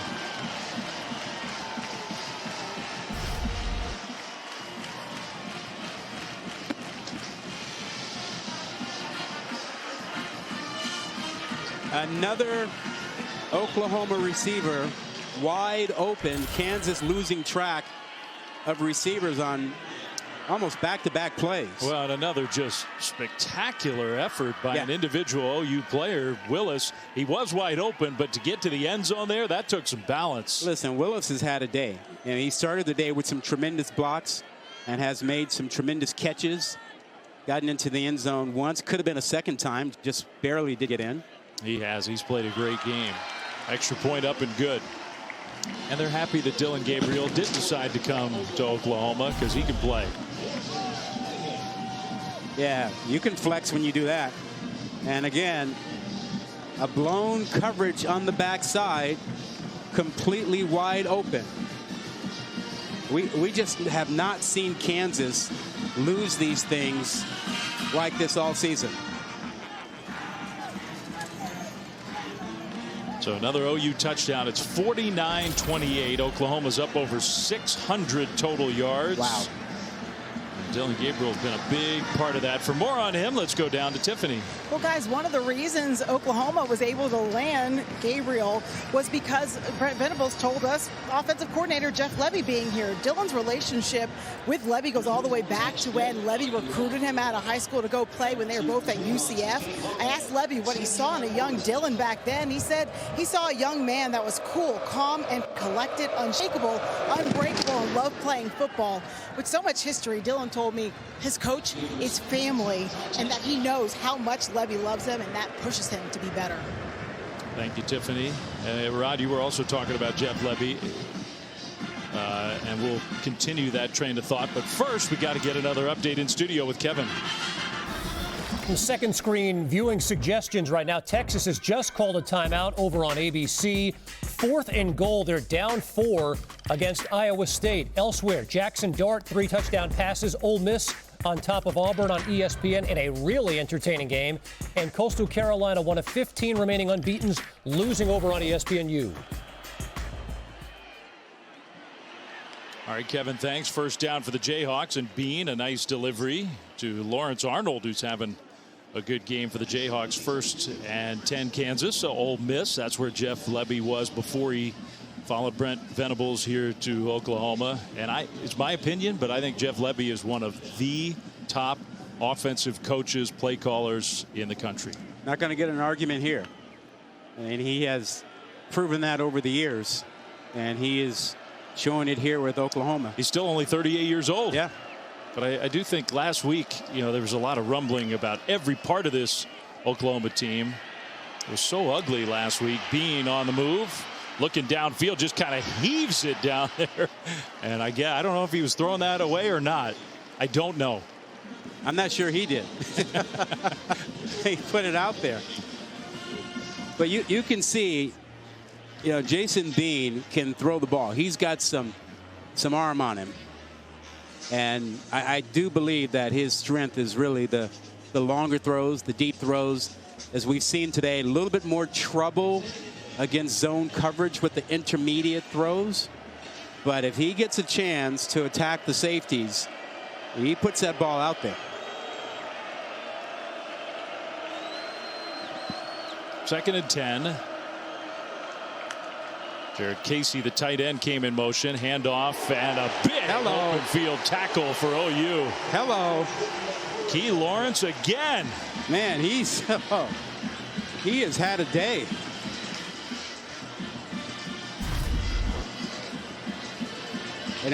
We talked about all the missed tackles that Oklahoma's had. You're not missing that one. Head up when he goes low. Keeps his head up, uses his shoulder. So now it's third down. And Kansas, I think they moved illegally. Yeah, they did. Lawrence Arnold, the wide receiver, maybe. False start. Offense, number 2. 5-yard penalty. Still third down. How much of the crowd environment do you think has been a factor for Kansas? Not being Kansas, not a little different than what we've seen all year. Yeah, I don't know, because look, it's different here than at West Virginia and at Houston, but they had played very well on the road coming into this game. And West Virginia can be a loud crowd. Third and long. Bean in the pocket. Out of the pocket. Bean going to run to midfield, gets out of bounds there. And it's the point of the game where you're down 49-28. They're sending the punt team out there. I figure if they had a chance to win, you got to be super aggressive here. But they're going to punt it away. Not feeling very confident about their ability to pick that up, obviously, and giving a short field to Oklahoma. It just doesn't matter how long the field's been. Well, yeah, they haven't stopped them at all. No, you got a point there. They've moved it at will. And I think your point is probably the right one. They just aren't that confident. But you're at the point of the game where maybe that shouldn't matter.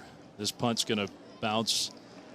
I think if it were 20 seconds later in the fourth quarter, he probably would have taken the shot. Well, 2 big games coming up on ABC later today. First, here in the Big 12, number 8 undefeated Oklahoma State, number 13 undefeated TCU. That's at 3:30 Eastern, so just about a half hour from now. And then at 7:30 Eastern, number 4 Clemson and 4-2 Florida State in Tallahassee. You get the McAfee crew on ESPN2 tonight for that one. That should be fun. What, the game or McAfee? The McAfee. I mean, I got a feeling that's going to be pretty hilarious. Is there a body of water in Tallahassee? If there is, he'll find it. The times I've been there, I haven't seen a ton of that. Maybe you can find the swamp pretty close by.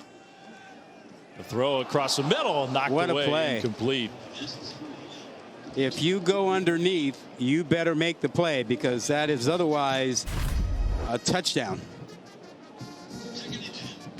Mello Dotson got his hand on it. Yeah, went underneath. Maybe. Got enough to distract the receiver. Yeah, okay. That's a good way to put it.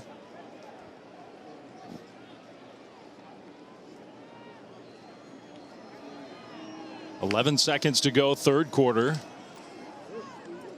And the straight ahead run for OU will be the final play of quarter number 3. Wasn't as spectacular in terms of the points scored, but still a lot of spectacular stuff from the Sooners today. Yeah, they've done a job. Defense has stepped up nicely, made some big plays, and boy, nothing like having Dillon Gabriel back. He has been everything they needed and more. Oklahoma looking good. Well, we start quarter number 4 here in Norman, 49-28. Another 2 touchdowns for the Sooners in the third quarter. At 628 total yards for the game. Oklahoma has the ball as we start quarter number 4. It's 3rd and 6. Gabriel in the shotgun, and that one is complete. He threw the little slant to Drake Stoops with some pressure coming. That was a nice delivery for a first down. Yeah, and a heck of a catch. One of the few times Kansas went man and Stoops got inside and made the catch. And hopefully that limp from Dillon Gabriel was just maybe bang knees with someone, something like that. He's staying in the game. Going to throw it here, complete for a gain out to the 30 of just a few yards. Mello Dotson took his eyes off of Dillon Gabriel. He watched him on a throw like that earlier and almost picked it off. Had he been watching him that time, he would have taken that one to the house.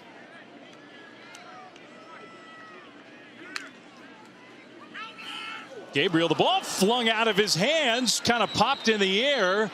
There was no whistle and no indication of an incomplete pass. Kansas has it for now, and we'll see if that's a fumble or an incompletion. Well, Dotson did exactly what I was talking about. He kept his eyes on Dillon Gabriel, and Gabriel looked over there to throw the ball like he did the previous play, and at the last second he goes, I can't, he's right there. Now he might have had the ball tipped by his running back. I think that's what happened. Yeah. He got it knocked out. He didn't hesitate. The ball was knocked out of his hand by his own teammate. Well, had he thrown that ball, that was going to be a pick six because Dotson was standing where his receiver was. Wow. It was just kind of freaky. Javonte Barnes forced the turnover. Yeah. Weird. But that would have been an awful throw had he made it. Well, the result wasn't any better, really. Bean flips it back, and that play well defended. Now Kansas, Tanaka Scott avoided a big loss. I think OU fans thought there was a hold. I kind of did too. No penalty flag. All that gained a yard. A lot of trickeration, but you don't get the blocks by your receiver on the edge. Now that was Torrey Lachlan, number 12, who failed to get the block out there in space, which would have given that play a better chance. There should be some sense of urgency, shouldn't there be? There should be. There's a full quarter left. If you punch it in here, you're down a couple scores. Bean completes that one short of the 20 and well short of the first down. Lawrence Arnold with another catch. The tackling by Oklahoma has been so much better than it has been the last 3 weeks.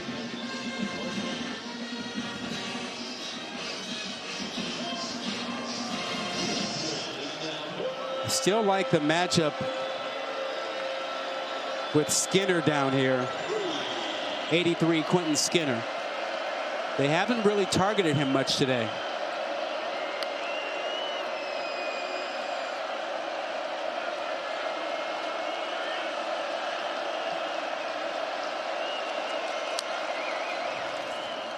Handoff straight ahead. Kai Thomas, first down Kansas. Down to the 15. All that movement, all that shuffling, and then just a handoff straight ahead. Yeah, it's good to see Kai Thomas run the ball, get a chance to do his thing. Good hard runner.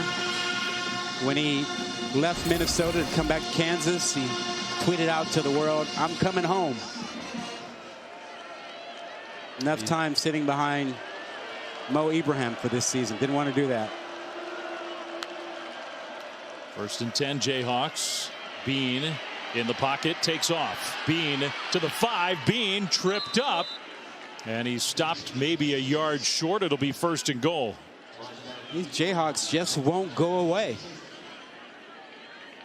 And the turnovers have been a part of that. Yep. Another turnover giving Kansas a chance here. A good decision by Bean. Avoids the hit. Gets them close. And look, you know, let's see what they have in store down here. Pretty generous spot. Thomas in the backfield. Thomas did not get back to the line of scrimmage. Well defended by Oklahoma. Well, and now I think your point of you got to have some urgency. You just can't be wasting time down this big. Yeah, you got to get in the end zone. Yeah, they're certainly taking their time down here, but you can't spend 4 plays trying to get this in. That'll cost you another minute and a half, 2 minutes. And they're not a high tempo offense. That's not their style. Yeah, where is the option game?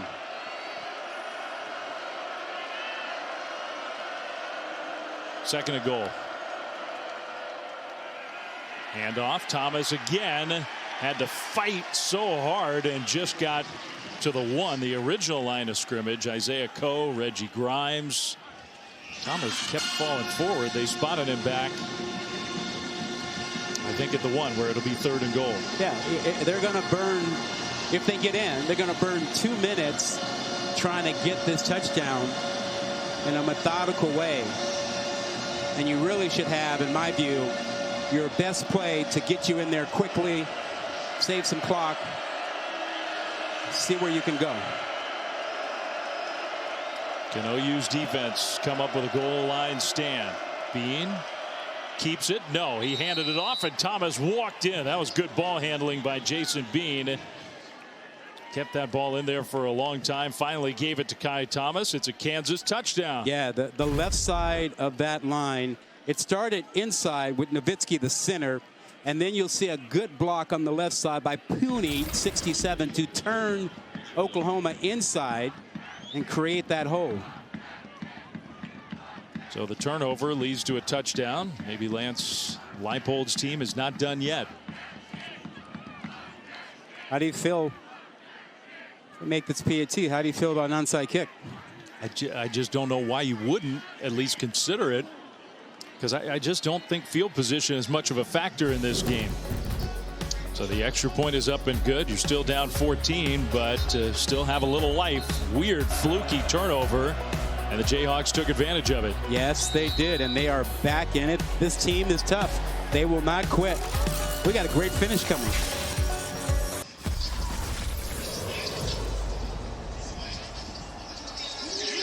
Well, this season, Allstate will celebrate every field goal and extra point made by participating universities by making a donation to the university's General Scholarship Fund. Thank you, Allstate.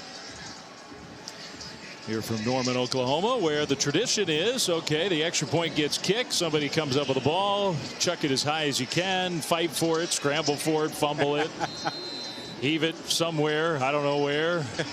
And then who gets it near the top row?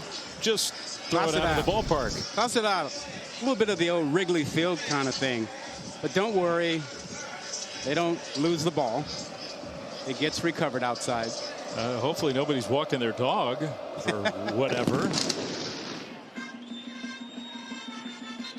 The Jayhawks with the touchdown, 49-35. Let's go back for an update with Kevin. Yeah, Flem, Texas down to Iowa State late. Acho, and Quinn Ewers finds Xavier Worthy. And look at this route by Xavier Worthy. Broke the DB's ankles. Touchdown. Cyclones just fumbled the ball. Texas has it late, up 3 on ESPN. Elsewhere in the on-deck circle, Maryland and Indiana. Talia Tagovailoa. And that high-octane offense coming up next, Flem. Okay, well, that would be, and it looks like it will be, a great win for the Longhorns to survive against a team with a really good defense.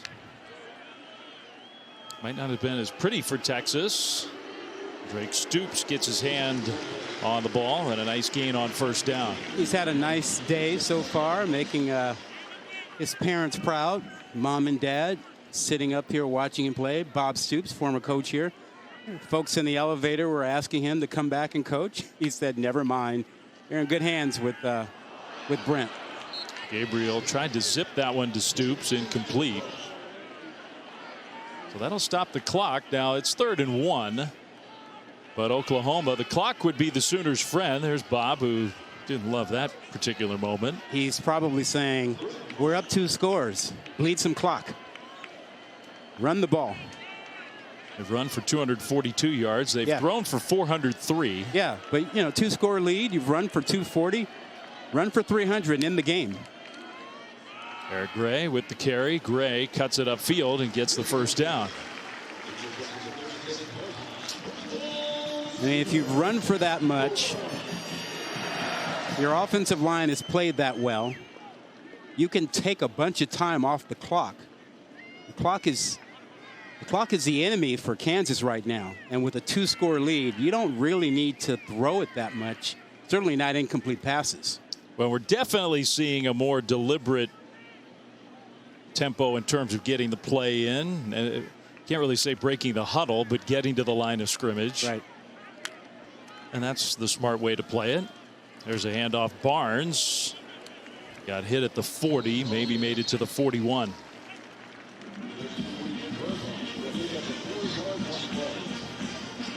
And if you're Kansas, you really have to think in terms of really trying to run blitz and the like to stop the runs, to slow this down so you can get a 3rd down and long. It is not what they normally like to do. 2nd and 6. Out to the 45. It'll be, well, I've said 45. Make it the 46. Good extra effort there. It'll be 3rd and 1.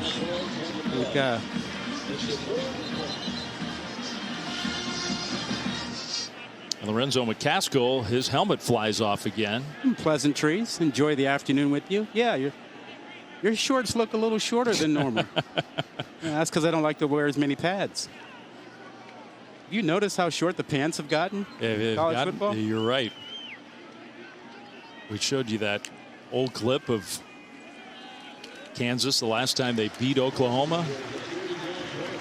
The whole uniform, all the gear, it looks like a different sport. Well, you know, they used to really inspect and make sure that you were wearing knee pads, and now players cut up the knee pads so that they're just a little sliver and you can wear your shorts. I mean, kind of like that. Yeah, they're like shorts, man. You know? Going for a bike ride after the game, Dillon Gabriel. They're not anywhere near the knee anymore. Another handoff. This time Kansas was there to meet the ball carrier. Eric Gray lost a yard. Well, since Oklahoma turned to the ground game, they've burned 3 minutes off the clock. And see, yeah, those are bike shorts, man. That ain't even close. No. I'm just mad because back in the day, I would have done that. It would have been faster on the field. All the extra pads and all the extra laundry, you didn't need all that. Gabriel swings that one out to the right side. Gray with the catch and run, and Gray just short of the first down into KU territory. That's a long handoff, so that works. That is not a pass, really. It's just a long handoff to keep the clock moving. 3rd and 2, straight ahead. First down, Sooners. Eric Gray was hoping for a little longer. Gray's had an excellent afternoon. Let's go down to Tiffany. Hey guys, Jeff Levy told us that any opportunity he gets, he's going to brag about Eric Gray because he's been a guy that is all in and a guy that they can trust. He just prepares himself in such a way, and he helps to prepare his younger teammates as well. We saw that going into Texas last week when he had to try to get those young QBs ready. He was letting them know what to expect. He's just that type of guy, and that's what sets him apart. Left side run, and Javante Barnes, who's tough to bring down in his own right. So you think Eric will be watching his old team play at home against the Crimson Tide after this one's over? I think there's a pretty good chance of that. He's not, well, the party isn't until later, so he can watch that game. We had an 11 a.m. kickoff here in Norman. Got plenty of time. Another Tennessee transfer on this OU team is Key Lawrence, who's had such a big day on defense. Yes. No, he's been outstanding. Well, Oklahoma got the message. They went to the ground attack. They've now burned 5 minutes off the clock. And that's just the right way to do it. Good cut to get the first down. Barnes again. This is sort of the ideal fourth quarter drive when you're up 49-35. You know, it seems every week we have an issue about clock management. We had one in the first half with Oklahoma, and it looked like we were going to have one here, but then Oklahoma righted the ship and decided, you know what? 240 yards rushing on the day. We can add 30 29 to it and burn clock, and they have. Did you see that third down number that we just threw up there? Missed it. 16 of 19. Oklahoma. Gabriel, go into the slide. Yeah. Stayed in bounds. Yeah, 16 of 19 on third down means that you're going to have a really good day. If they get in the end zone here, they're going to go over 700 total yards. Kansas burns a timeout. So that's their first of the second half. Timeout, Kansas. Their chances of winning this game are slipping away. Oklahoma trying to put it away. We'll be back to Norman right after this.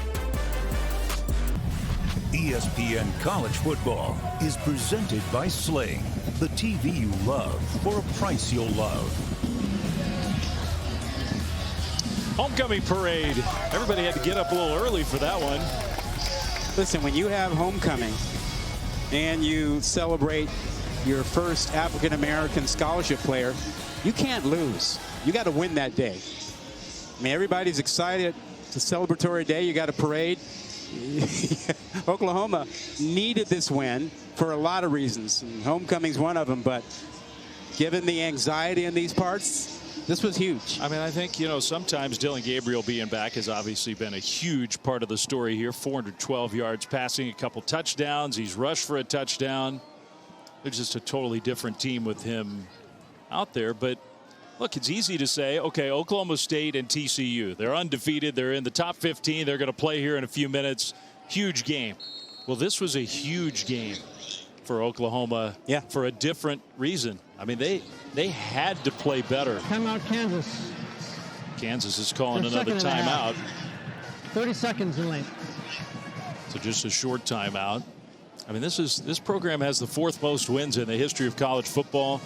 The true elite of the elites. Blue blood, a lot of pride.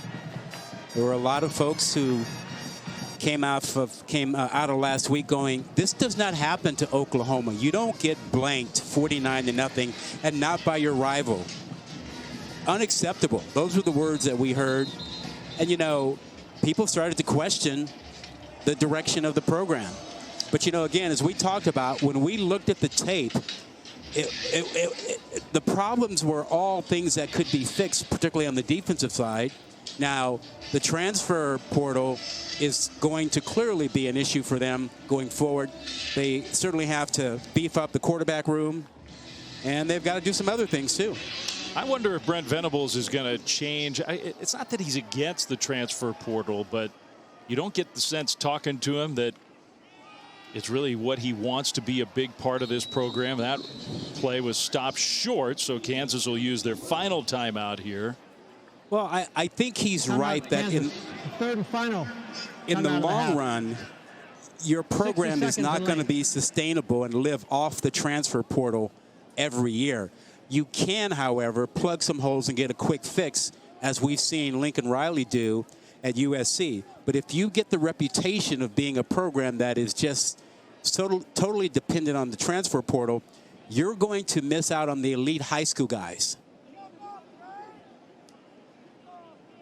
So Oklahoma 4th and 2 here. Just real quick, Big 12 now on ESPN Plus. Undefeated #1 Texas women's volleyball taking on number 18 Baylor. That's today, and it's underway. You better get there if you want to see that one. Soccer championship coverage starts October 30th. Sign up at ESPNplus.com/Big12 now. And look, I love talking to Brent Venables about this stuff because he believes passionately about the place of college football isn't just to be a football factory, just to prepare players for the NFL, right? Just to compile as much talent. He wants to be a mentor. He wants this to be a program where kids grow personally on and off the field. And all that, I agree with all that. Yeah. But if you don't participate in that transfer portal right now the way that other teams are, you're going to be way behind. Yeah. You know, he brought in, what, 12 guys or so? Transfer portal? Which isn't a tiny number. 37-yard field goal try, and it's up and good. So Oklahoma, instead of going for it, they take the 3 points. And 52-35, Brent Venables' team 5-18 away from getting a much needed win. He's got to feel good about this day and the way his defense sort of responded. Field goal kicker nails one. Oklahoma. Something to celebrate after a long time of being miserable the last 3 weeks. Well, our next UFC Fight Night tonight in Las Vegas, headlined by the women's flyweight main event. Prelims start at 4 Eastern, followed by main card at 7 Eastern on ESPN Plus. To watch, go to ESPNplus.com or download the ESPN app. 52-35 Sooners. Let's check in with Kevin in studio. Yeah, Dave, Big Ten action is in the on-deck circle for us. In Bloomington, that's Connor Bazelak. And an Indiana team that's lost 3 consecutive games following a 3-0 start. Trying to get back on track today against Maryland. It's a game that will kick off on ESPNU. I still remember you and I had a game. Yes. Missouri. Yep. Connor Bazelak against LSU, I believe. And he was outstanding. Oh, my gosh. He was so good. I like to play a little game every week now. Where was that quarterback before? Yeah, you can stump some people on that one. Bean throws, and a nice catch by the Kansas tight end. Is that Jared Casey? It is. The hero from Austin last year. He was not only the hero, didn't he get himself a nice little restaurant deal after a great catch? Touchdown? I believe he did. Yeah. Applebee's maybe? Yeah. Bean throws, and that one is caught. Lawrence Arnold across midfield. Another beautiful throw. I mean, there are some throws that Jason Bean has made today that, you know, we know Jalen Daniels is the starter, but those are throws that I'm not sure he can make. There's more arm strength, arm talent on some of those throws. But Jalen Daniels is a superior overall passer and a superior runner, and I think they missed that, and they missed his confidence. I do too, because I think you're right. Bean can make some throws that Daniels can't, but overall, Kansas missed their starter. Bean stumbles ahead for a Kansas first down, stopped the clock momentarily to get everything set up. And the one thing Jalen Daniels cannot do, as far as I know, is play a little defense. Yeah, the Jayhawks defense got abused today. Over the middle, and the catch. Wow, Fairchild, the tight end, was just totally blanketed, and somehow he caught it. That ball was put right on the 8 and 9. Again, another great throw. You know, tight end down the seam, behind the linebacker in front of the safety. Neal gets stuffed. Let's go back to the throw and catch here. Look at this ball over the linebacker in front of the safety. That's a heck of a throw. And we've seen Jason Bean throw several balls like that today. And he finds his tight end wide open. Fairchild, touchdown. Every week, defenses just lose Mason Fairchild, especially around the goal line. Why is that? He's 260 pounds. Yeah, you'd think they'd find him, but they always think he's blocking. You know, this time he doesn't even fake a block. He just runs to the back of the end zone, and he's wide open. He's got 5 touchdowns on the year now, 2 today. He's got a career high in catches. He's over 100 yards today. You know, when you play that picket fence defense on the goal line, you want to force the quarterback to throw the ball up really high. You don't concede 8 yards of the end zone so he can make an easy throw. So the touchdown for the Jayhawks, that didn't take long. Well, we started this game with a Stranger Things reference, living in the upside down with how the seasons have gone for Kansas and Oklahoma. I guess stranger things have happened than Kansas finding a way somehow to pull this one out, but I don't think so. They're down 10, no timeouts left, 3:31 to go. Yeah, we actually thought they should have tried an onside kick earlier in the fourth quarter. Well, you've got that hands team out there, and they recover the onside kick. No, play never happened. Part of the kick, Oklahoma. It's called their second time out of the half. 30 seconds in length. Timeout before the kick. Why not? All right, so now you need to change your strategy about your onside kick. Kick it hard at someone or try to get that bounce and get it to rise up for you. This is getting bowl eligible for Kansas. Not going to be easy. You know, today was an opportunity, but look at the rest of that schedule. I mean, can they win? They could win all those games. This is a competitive Kansas team. Yeah, it's not like prior years. But that is a difficult schedule, rated as the #1 remaining strength of schedule in all of college football.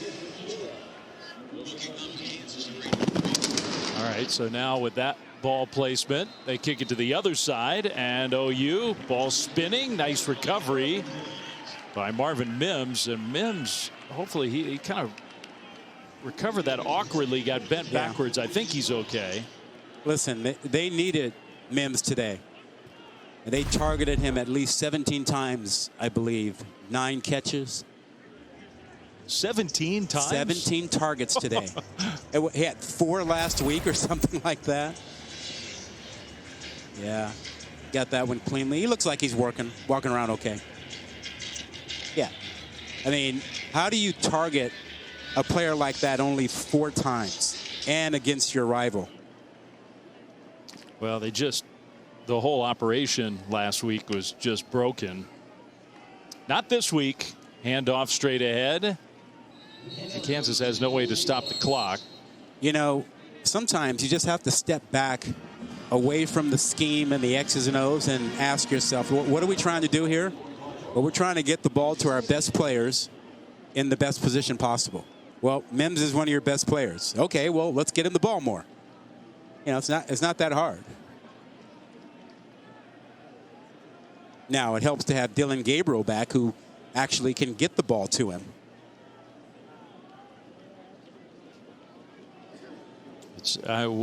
Goes without saying, it's going to be a huge issue for Oklahoma to keep him healthy from now through the end of the year.